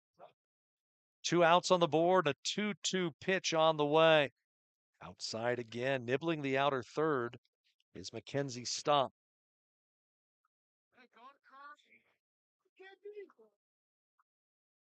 7-2 Oregon Tech, top of 3.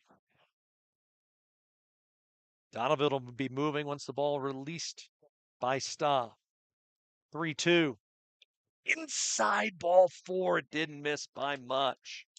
Good screwball in on her hands. And Greg Stewart going to ask for time, and he'll have a quick chat with his right-hander. As he will bring the entire infield in to chat about things. Again, we just got word that the doubleheader on Friday, Oregon Tech, has been moved to 10 a.m. I wonder if that will change Tech's decision, because typically they will drive to Eugene the day of the game and only spend one night in Eugene. It looks like they'll may have to leave at 6 in the morning. Southern Oregon going to bring Gabby Heiken in to run at second base for Donovan. Your attention, please. Now running at second for Southern Oregon, number 2, Gabby Heiken.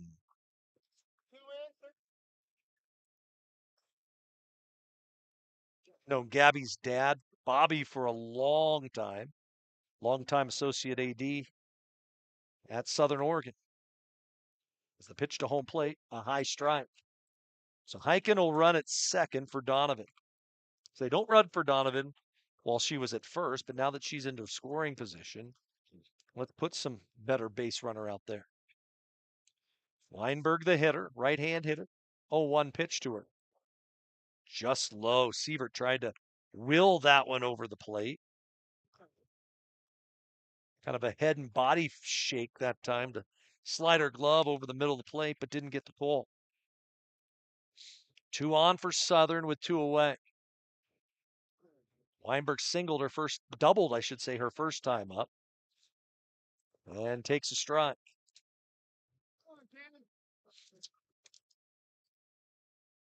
Weinberg 1 for 4 on the afternoon. We're in the third. Oregon Tech trying to work out of trouble here in the inning. 1-2.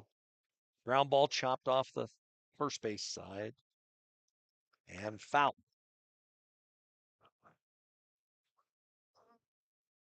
Tech with 2 in the first, a 5-run second inning.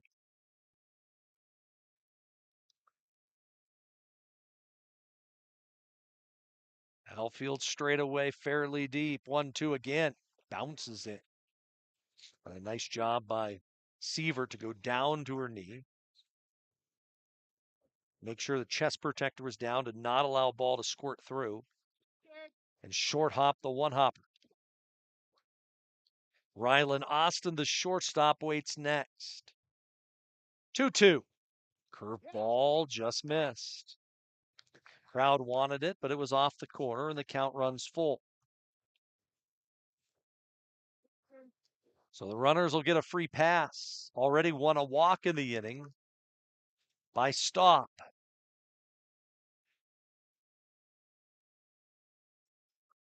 Payoff pitch is swung on and fouled away off the first base side. And we'll try it one more time.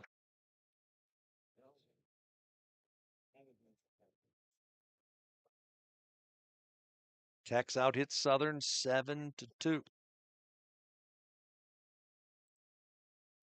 Little League home run. 2 errors on 1 play. Allowed the batter on deck, Rylan Austin, to circle the bases last time up. 3-2. Swung on, fly ball to shallow right, playable. Out there to make the catch is Buckles. And the inning is over. No runs. 1 hit. 2 are left. Going to the last of the third with Oregon Tech leading 7-2. Said I'm all about it. Yeah, I'm all about it. Said I'm all about it. Yeah, yeah, yeah, yeah, yeah, yeah. Said I'm all about it. Yeah, I'm all about it. Said I'm all about it. Yeah, yeah, yeah, yeah, yeah, yeah, yeah.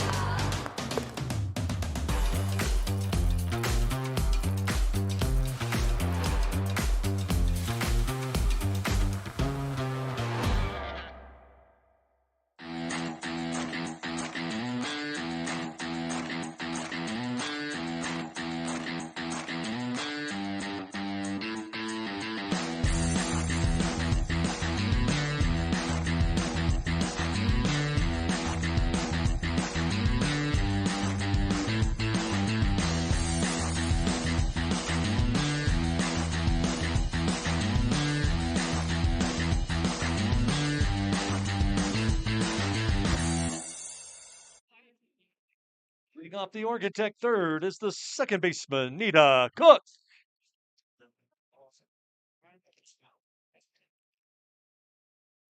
Nine, 1, and 2 for Tech in their third, leading by a score of 7-2. It'll be Cook to be followed by Allen and Mick, as it'll be the right-hander Katie Machado, who came out for a couple hitters. Now has refocused herself and back in there. As they lifted her for Maisie Menifee, and Menifee didn't get an out. 0-1. Swung on, ground ball in behind second, backhanded stop on a nice play by Deja Acosta on her backhand side to make an outstanding play to take a knock away from Nita Cook. Left fielder Zoe Allen. Back to the top of the Tech order, and Zoe Allen. British Columbia has knocked off Northwest to complete a series sweep, 11-5. So UBC hands Northwest now their 6th straight loss. Allen 1 for 2. Led off the game with a single. She takes the called strike.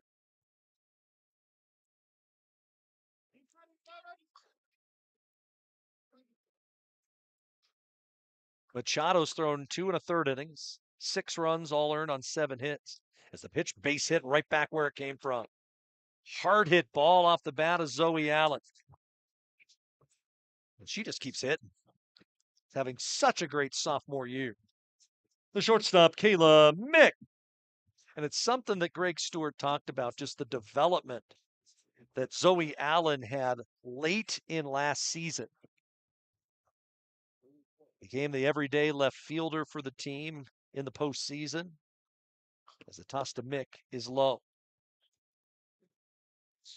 And he said she has got some great skills with the bat, and the fact that she's not just a slap hitter, she's got some pop as well. We've seen her take a ball the other way a couple times this year, just like the batter here in Kayla Mick.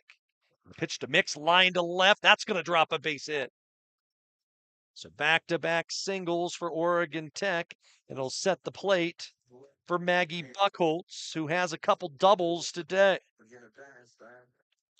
Right fielder Maggie Buckholtz.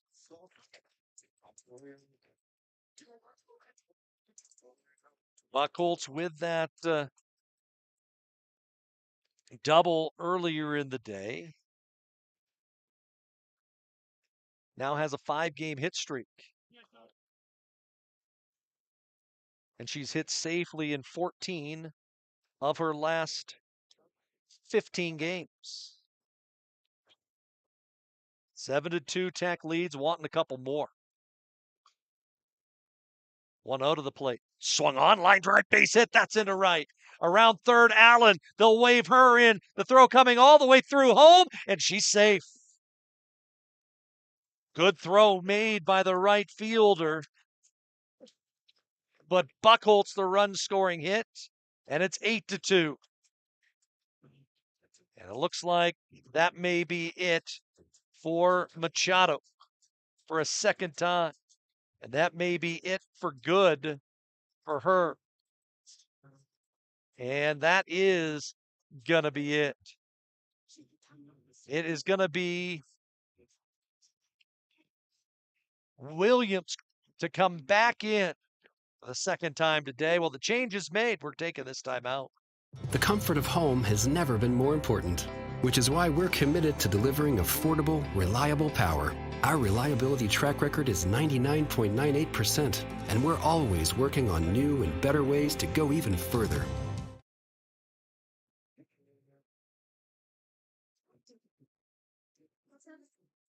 So Kayla Williams will check in to face JC Siebert. It was Williams who took the loss in game 1, and not a good outing for the starter, Katie Machado. And still only 1 out. And Oregon Tech still threatening.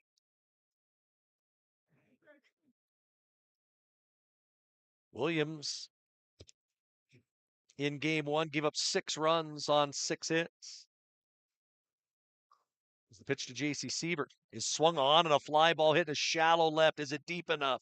Coming in, Austin to make the catch. And not deep enough to score the run. So it'll be up to Puakea Milbourne to try and extend the inning.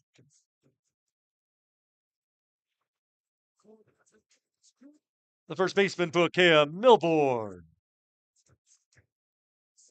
And it was Milbourne who had an RBI single back in that first inning. Tech scored in all 3 innings here in the nightcap. They lead 8-2. And the toss to Milbourne is a strike. And they will throw through and try to get Buckholtz caught in a run down to throw home. And now they got Mick hung up. Mick running towards home plate. And she will get tagged out And the inning comes to a close. But not before Tech scores. A run on 3 hits and 1 runner left. We go to the 4th. It's 8-2 in favor of OIT. Feeding and watering, building, tending, and mending, 1 foot in front of the other, day after day, season after season. At Coastal, we're proud to say we've walked a mile or 2 in boots just like yours. That's why our stores are stocked with everything you need by folks who care. Find your store or shop now at coastalcountry.com with shipments to your door, in-store, or curbside. We are Coastal, and we're just what the country needs. When you think fun, think La Jolla Casino. We're surrounded by natural beauty and world-class recreation opportunities. After exploring our magnificent surroundings, you'll appreciate the clean and comfortable rooms and accommodating amenities of the Sleep Inn Hotel. When you're ready for more fun, head to the casino for a variety of new games and some fantastic food. Stay and play at Clamoya Casino in Chiloquin, where winning comes naturally.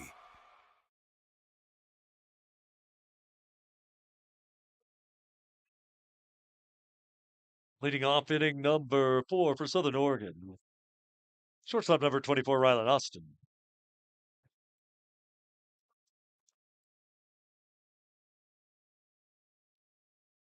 Eight, 10, and 3 for Tech. 2, and 0 for Southern. We head to the 4th. Mackenzie Staub to face 6, 7, and 8 in the lineup. As a right-hander to the plate, and it's a line drive into right, a base hit. Quickly to cut it off was Maggie Buchholz as Austin greets Mackenzie Staub with a ringing base hit into right center field. Sharply hit ball just out of the outstretched glove of Nita Cook. The catcher, Piper Love. And it looks like Jessica Pistole is going to go and potentially run for Rylan Austin over at first base. You get a deep roster with a lot of substitutions, and why not use speed if you can? We'll see who it'll be to run over at first. It's Pemberton. Attention, please. Running at first, number 14, Sammy Pemberton. So it'll be Sammy Pemberton over at first base to run for the Raiders. She may or may not stay in the game as she played shortstop in today's opener. Leadoff base runner for SOU. The Staub's pitch up and in, ball 1. Crowd wanted that one, at least those wearing the blue and the gold.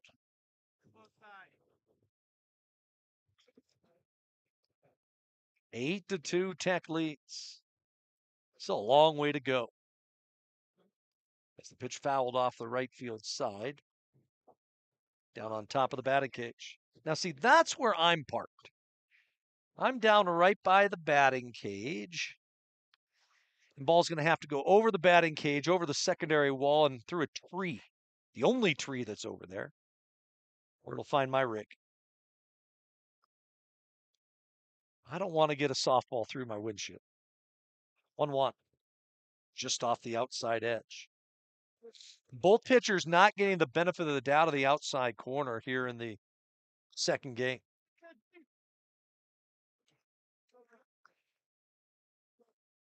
Piper Love, right-hand hitter. The toss to hers, fouled off again. Love hitting .267 entering the game.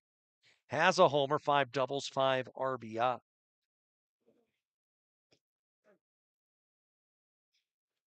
Her first time up today. Love flew out to right. Warning track power for Buchholz, who has had another big afternoon. Stops 2-2. That's on the corner. Called strike 3. And there's one out here in the 4th inning. Right fielder Lindsey Stripling. Kenzie Staub now with 4 strikeouts. At the Toss the plate, grounded towards first. Milbourne will touch the bag, get the out there. Into scoring position will go Pemberton, but now with 2 outs. Center fielder Sarah Curling.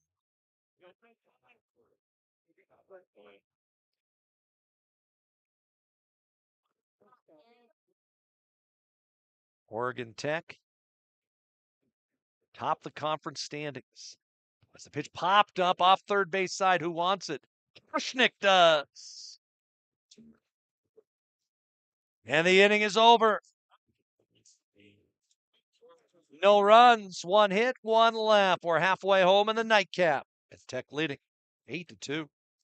At Klamath Falls Toyota, you'll experience our goal to completely satisfy every customer every day. Because our customers are like family to us. You'll also experience the teamwork of our professional and knowledgeable staff. They're authentic, caring, and the best in the industry. And when you choose from our great selection of new Toyotas or quality pre-owned cars, trucks, and SUVs, you'll experience a process that's efficient, easy, and transparent. Experience amazing at Klamath Falls Toyota, where experience is everything. From our humble beginnings serving members from a small garage to today, serving communities across Southern Oregon, Rogue Credit Union was founded on the idea that together we're stronger. For over 60 years, Rogue has been living, giving, supporting local, committed to lending a hand. Where you're more than just an auto loan or checking account, you're an owner, just like our founders intended back in that small garage in 1956. Living local, it's a Rogue thing. First baseman, Pukea Milbourne.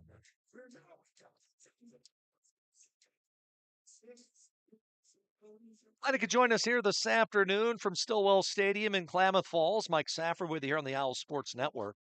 Tech won the opener 7-0. They lead the nightcap 8-2. As Pukea Milbourne to start things off, Kayla Williams, the pitcher, and the ground ball sharply hit it short. Sammy Pemberton, who remained in the game, makes the toss to first. And there's 1 pitch and 1 out. Tech taking the same approach as they did in the first game against Williams. Center fielder Lexi Klum.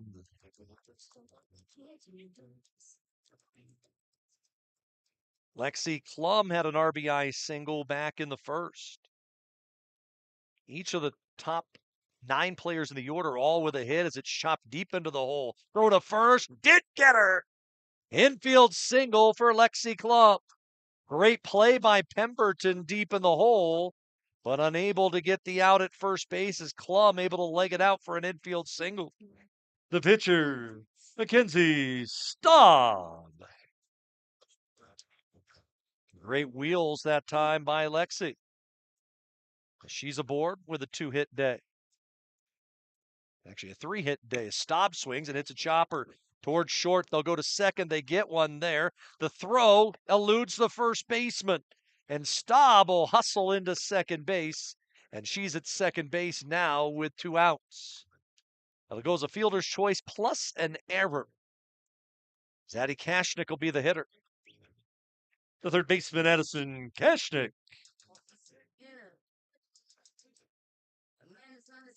So a fielder's choice for Staub. She will reach on the throwing error by the second baseman, Acosta. Klum is retired at second. So a runner at second base. First error on Southern today. And the pitch to the plate.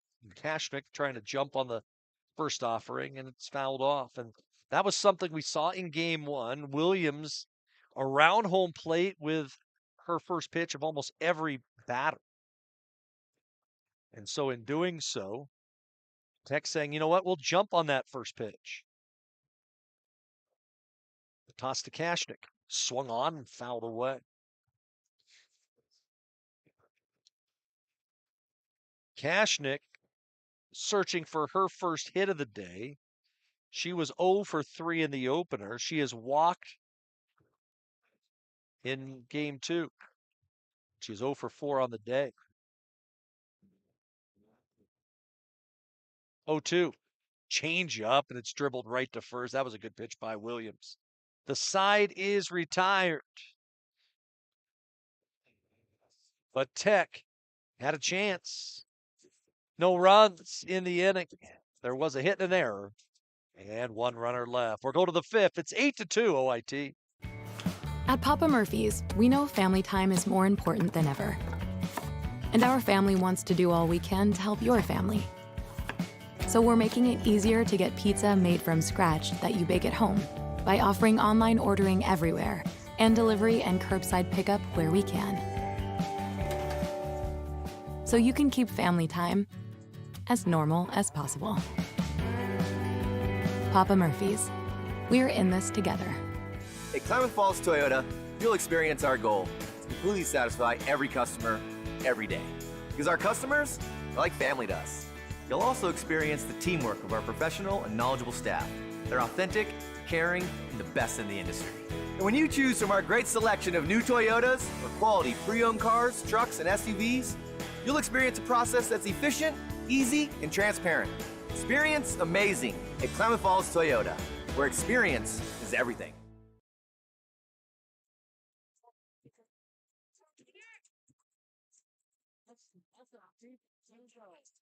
Leading off the Southern fifth, second baseman Deja Acosta.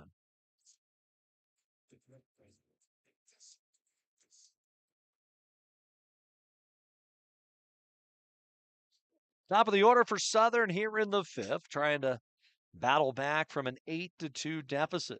Is Oregon Tech trying to complete a Wednesday midweek sweep of their rivals. And the pitch to Acosta's popped up on the infield. That's Puakea Milbourne right there to retire the leadoff hitter in the Raider lineup. The fielder, Kaylor Fulton. And that's a big number if you look at it. Top of the Raider order in game one was 1 for 10 as Fulton gets brushed back. Here in the nightcap, they are 1 for 7. So 2 for 17 to this point are the top batters in the order. As the pitch slapped right at Mick. 2 outs. So that's 2 for 18 for the top 3 in the order. And it'll be Riley Donovan who will get re-entered. The designated player, Riley Donovan. She will get re-entered as Heiken was in the order. After running for Donovan her last plate appearance where she singled. Her first hit of the day. Stopped pitch to her is on the outside edge. Oregon Tech at 25-5, ranked number 1 in all of NAIA softball. 5th time in program history they've ascended to the number 1 spot, including 3 polling periods a year ago. As the pitch bounces it. Remember, it was Southern Oregon that won the title in 2021 over Oregon Tech, and the 3rd place team was College of Idaho. And then last year to start the season, all 3 of those teams were in the top 5. And right now they're all in the top 12. 1-1 to Donovan. Good changeup, but it's off the outer side of the corner. Crowd wanted it, but they did not get the call.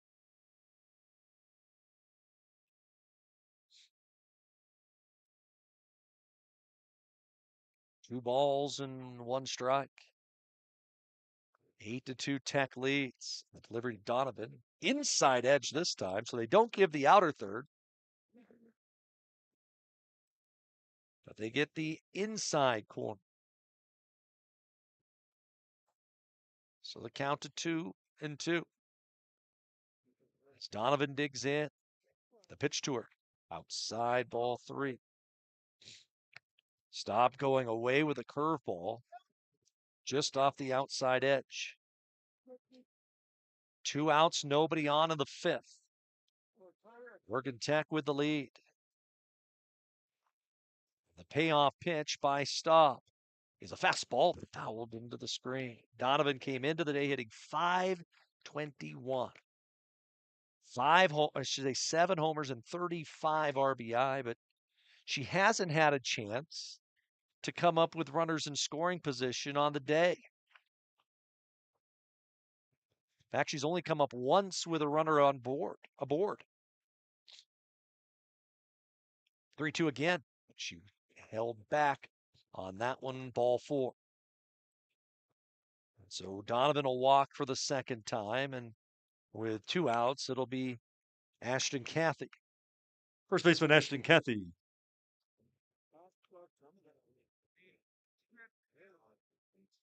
That Southern team last year finished 49-13 as Cathy fouls one off. But were eliminated by Grandview of Iowa over in the Medford opening round. We saw Grandview back in Columbus, Georgia. Cathy had 13 home runs a year ago. On the 0-1 tours, dribbled foul. And Kenzie Staub able to work ahead against the senior transfer from Clackamas College. Donovan having to run for herself over at first base. She's been lifted once. 0-2 is fouled off. 77 pitches into the 5th inning for Mackenzie Staub. 49 strikes. Both runs for Southern came on I called it a Little League home run, where Tech threw the ball all the way around the infield and allowed Rylan Austin basically to circle the bags. 0-2 again. Check swing on a pitch down.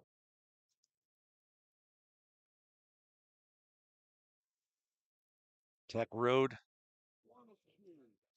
the right arm of Casey Schmidt in the opener. She threw a 6-hit shutout. And now it's Staub trying to emulate it. 1-2. Fouled off.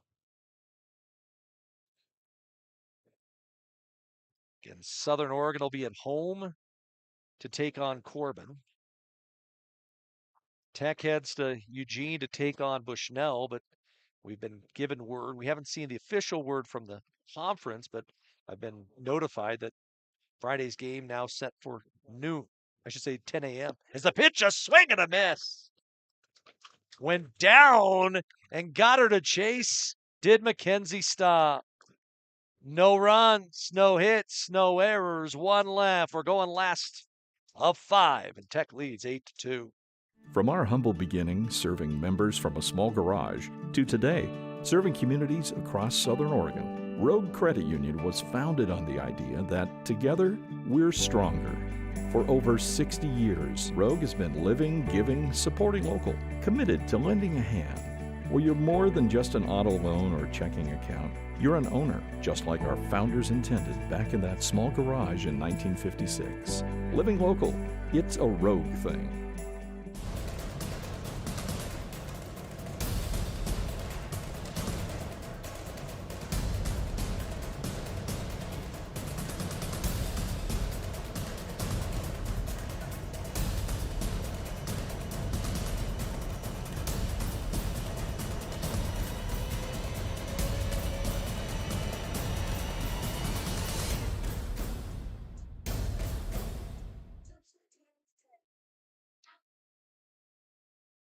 Leading off the last of the 5th for Oregon Tech.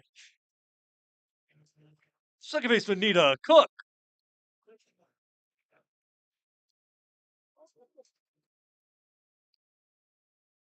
As we go to the last of the 5th inning, you start to look at some things that haven't happened in a while, or potentially could happen today.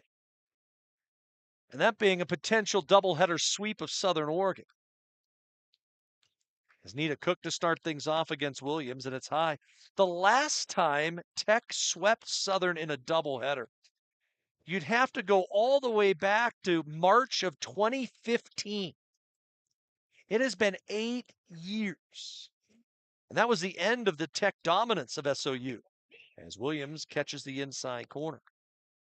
And that's where that stat that I gave you earlier today came from. From that point, when Tech swept Southern here, and that was at the old softball complex. Southern has won 24 of the last 31 meetings as Nita Cook takes the changeup downstairs. But that was at the tail end, that doubleheader sweep. A string of wins for Tech. They had won at one point 8 in a row. 2-1 to Nita. That's inside. It's 3-1. We talked about it in the 5th inning of game 1, where in game 1 it was a 6-0 score. That if Tech were to score 2 in this inning, it would be the 8-run rule in effect after 5. 3-1 to Cook. Swung on right back at Williams. Did a nice job of staying down on that hard hit ball off the bat of Nita Cook, who's been unlucky her last 2 times up, hitting balls sharply, but not getting anything to show for it. Left fielder Zoe Allen. 2-hit day for Zoe Allen. Buchholz has a 3-hit game. Plum has a pair of hits as well. And the delivery to Allen is outside with a fastball.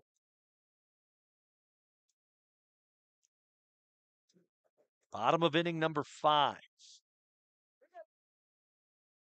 Oregon Tech leading 8-2.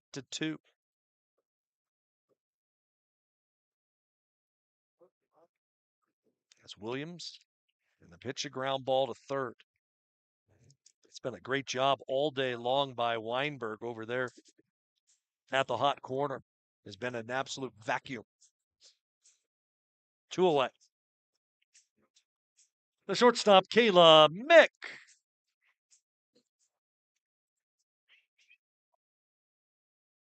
Two down, nobody on for Kayla Mick. Williams to her, and she fouls the first one off.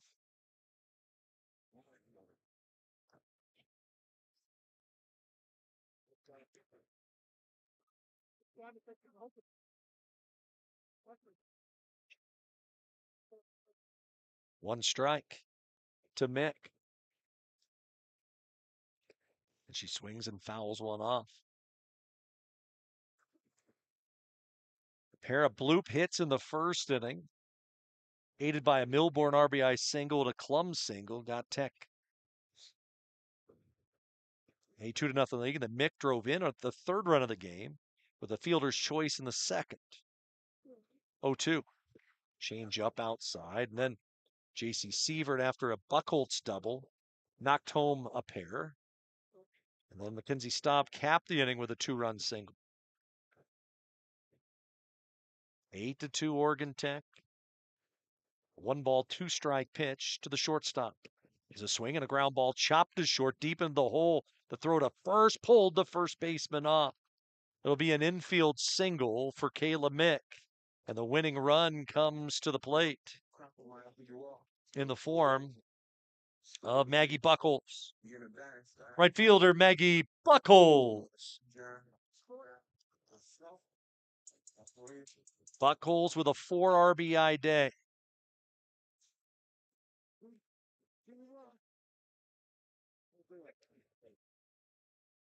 A toss to her is strike 1. All she has been doing is hitting the softball. Check that 8-3 RBI day for her. Home run and win it. She has a team high 6. As the changeup misses up. OIT with 12 hits.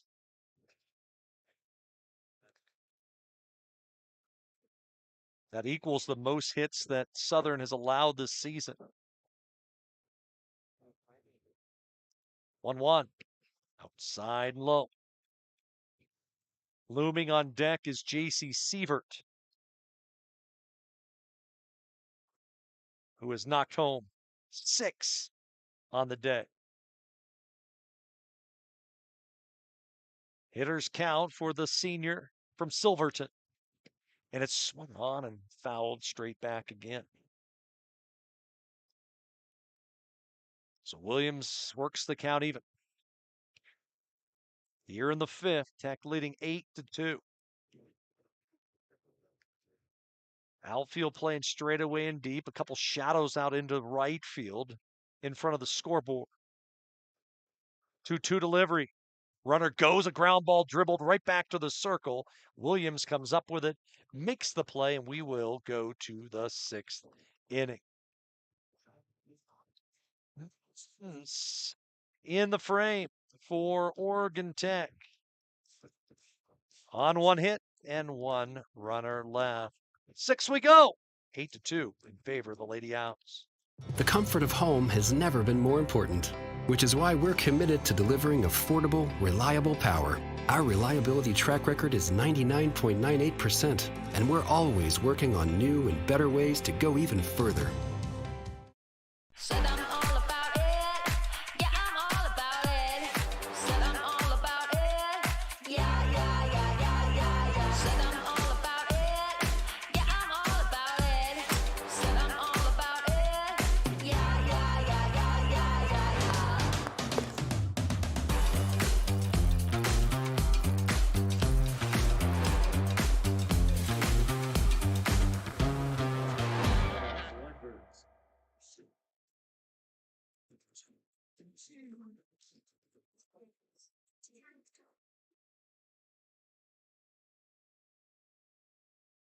We head to the 6th inning of play here from Stillwell Stadium.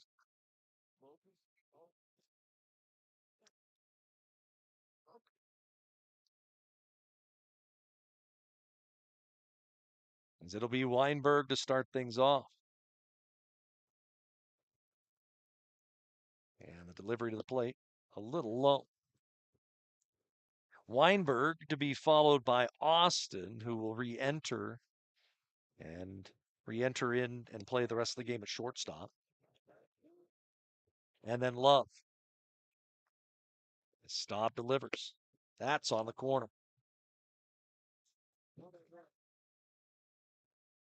This is a Southern Oregon team that had just been dominating folks. In fact, in that 9-game win streak, 6 of the wins had gone by run rule. And they've still got a tough series still to be played, as they will play host to College of Idaho, I believe, to end the regular season. 2-1. Swung on, base hit, right back through the middle. So Weinberg a knock, and a leadoff single here in the 6th for SOU. The shortstop, Rylan Austin.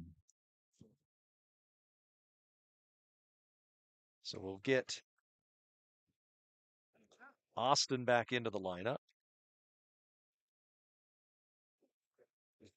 where she began the game. Rylan Austin had a double and scored. Also had a sacrifice, as the changeup was there for called strike 1. 4 hits for Southern Oregon against Staub here in the nightcap. The pitch to home plate, slapped down the right field side, hooking foul. Sun in a difficult spot for a third baseman right now.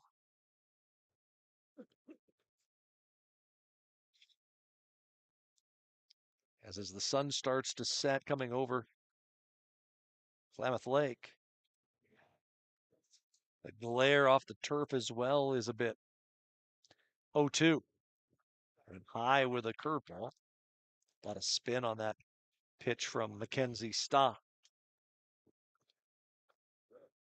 Staub climbing the ladder in terms of all-time wins and strikeouts, nearing the 300 strikeout spot for her OIT career.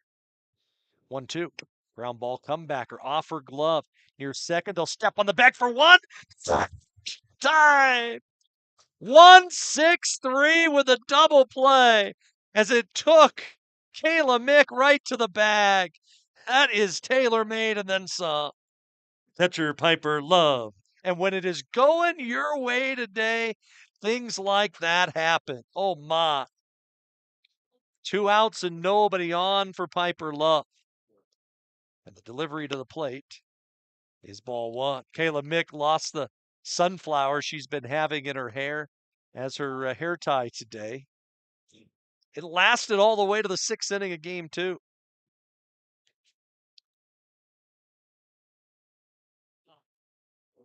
Second double play turned by Tech today as the count evens. Love 0 for 2 with a strikeout. Top of the sixth, 8-2 in favor of OIT. Drop ball off the corner.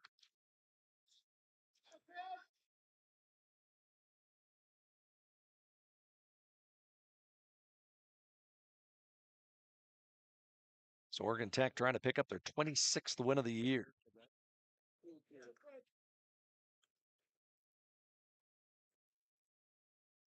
And Staub a strike away from getting through the sixth.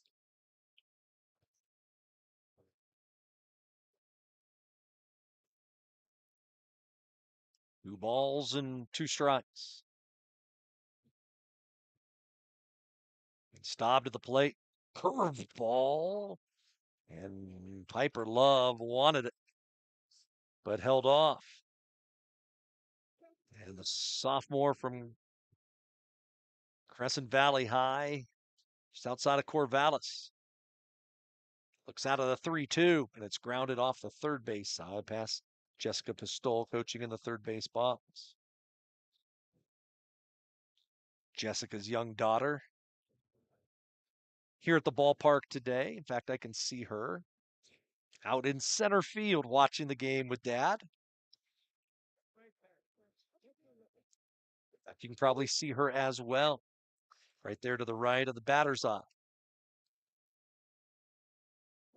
3-2 again. Swung on and fouled away. Let's try it again. This will be the 8th pitch of this at bat between Love and Staub. Staub trying to close out the inning. It's helped by the double play ball. 3-2. And again, we'll try it one more time.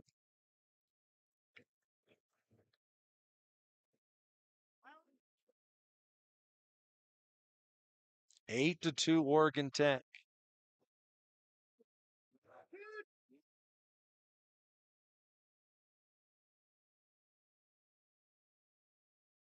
Three-two. That's a line drive. Great play at first base by Puakea Milbourne to end the inning. No runs. There was a hit and nobody left. Last of the 6th we go. Tech leading 8-2. These days, you can eat about any kind of pizza in any kind of environment, and that's great. But at Abby's, our customers today want the same things our customers wanted way back in 1964. Delicious pizza, shared with family and friends in a fun, casual setting. If that sounds old-fashioned, that's sort of the point. From our 36 locations, Abby serves the kind of traditional pizza that traditions are made of. Good to the last slice. Abby's, a legendary pizza tradition. Hi, I'm Rob Cedar, General Manager of Clown Falls Honda and Clown Falls Subaru. I've lived here my whole life. Most of our employees have lived here their whole life too. Our sales, service, parts, and body shop teams are all staffed with experienced local folks. You know them and they know you. Our dealerships are comfortable and not corporate. Comfortable means we're focused on you. I'm Rob, and I'm glad to know you.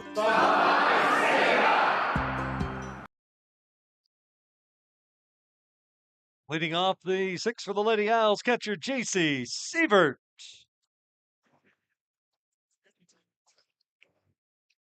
Tech 3 outs away from completing a doubleheader sweep of Southern Oregon. And if the score holds, Tech would have a 2-game lead in the loss column on both Southern and College of Idaho, and hold the series wins against both as J.C. Sievert takes strike one. A 6 RBI day for the Owls catcher. They would have a 4-game lead on Eastern Oregon, who they still have to play. And UBC not a slouch either, as Williams misses with a change. Tech still has series against Bushnell, who sits in 8th, make it 9th place in the league standings. They have to travel all the way up to Providence, who sits in 10th place in the conference standings. As the pitch popped up towards first, Kathy wants it, and it's going to be an out called regardless as J.C. Sievert running down the lane and ran into the first baseman, Kathy, who still made the catch, but either way, it's an out. One away. First baseman, Puakea Milbourne.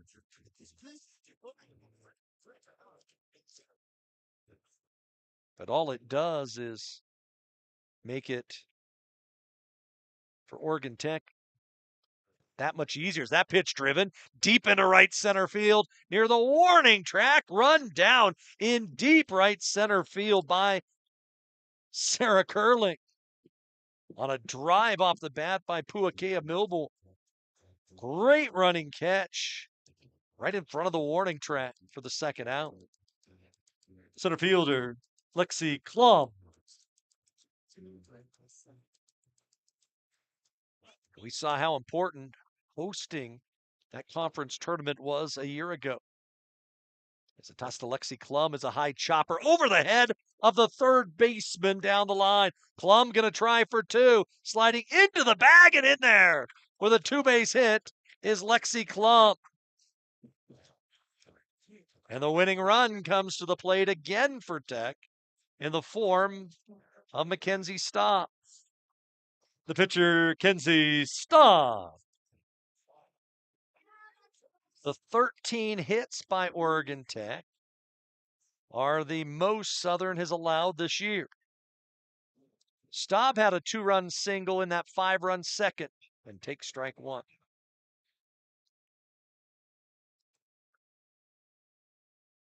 Staub 1 for 3 on the afternoon. Tech's out hit Southern Oregon 13-4. 0-1. Swung on, or ground ball rolled third base side, but foul. As Weinberg came up with it and tried to make the throw.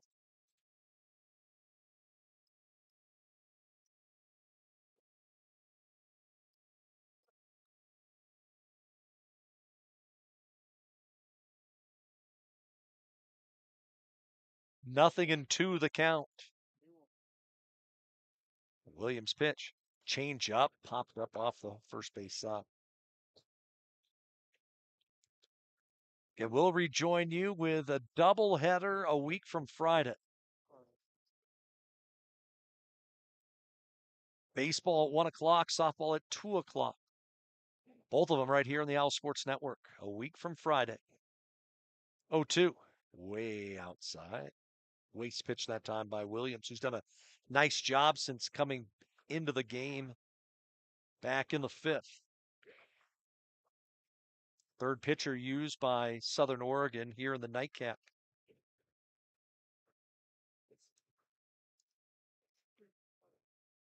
One, two. Fastball swung on, driven deep, down the line, into the corner. It's a walk-off home run off the bat of Mackenzie Staub, and Oregon Tech has won it 10-2. A line shot just inside the foul pole in left, and for the first time since 2015, Oregon Tech has swept Southern Oregon. 10-2 our final, 10 runs on 14 hits and 3 errors, 2 runs, 4 hits, 1 error for Southern Oregon. Staub the winner, now 12-3 on the season. The loss goes to the starter for Southern Oregon, that being Katie Machado. What a day for Oregon Tech as they sweep aside the number 5 ranked team in all of NAIA softball. Again, Tech hits the road Friday for a 4-game series at Bushnell. We'll rejoin you back here a week from Friday as Eastern Oregon comes to town. That's going to do it for our broadcast. But for right here, it's Stillwell Stadium. I'm Mike Safford. Reminding each and every one of you, don't just have a great day, make it a great day. What a day for the Lady Owls. They sweep aside Southern. We thank you for watching. Good day, everybody.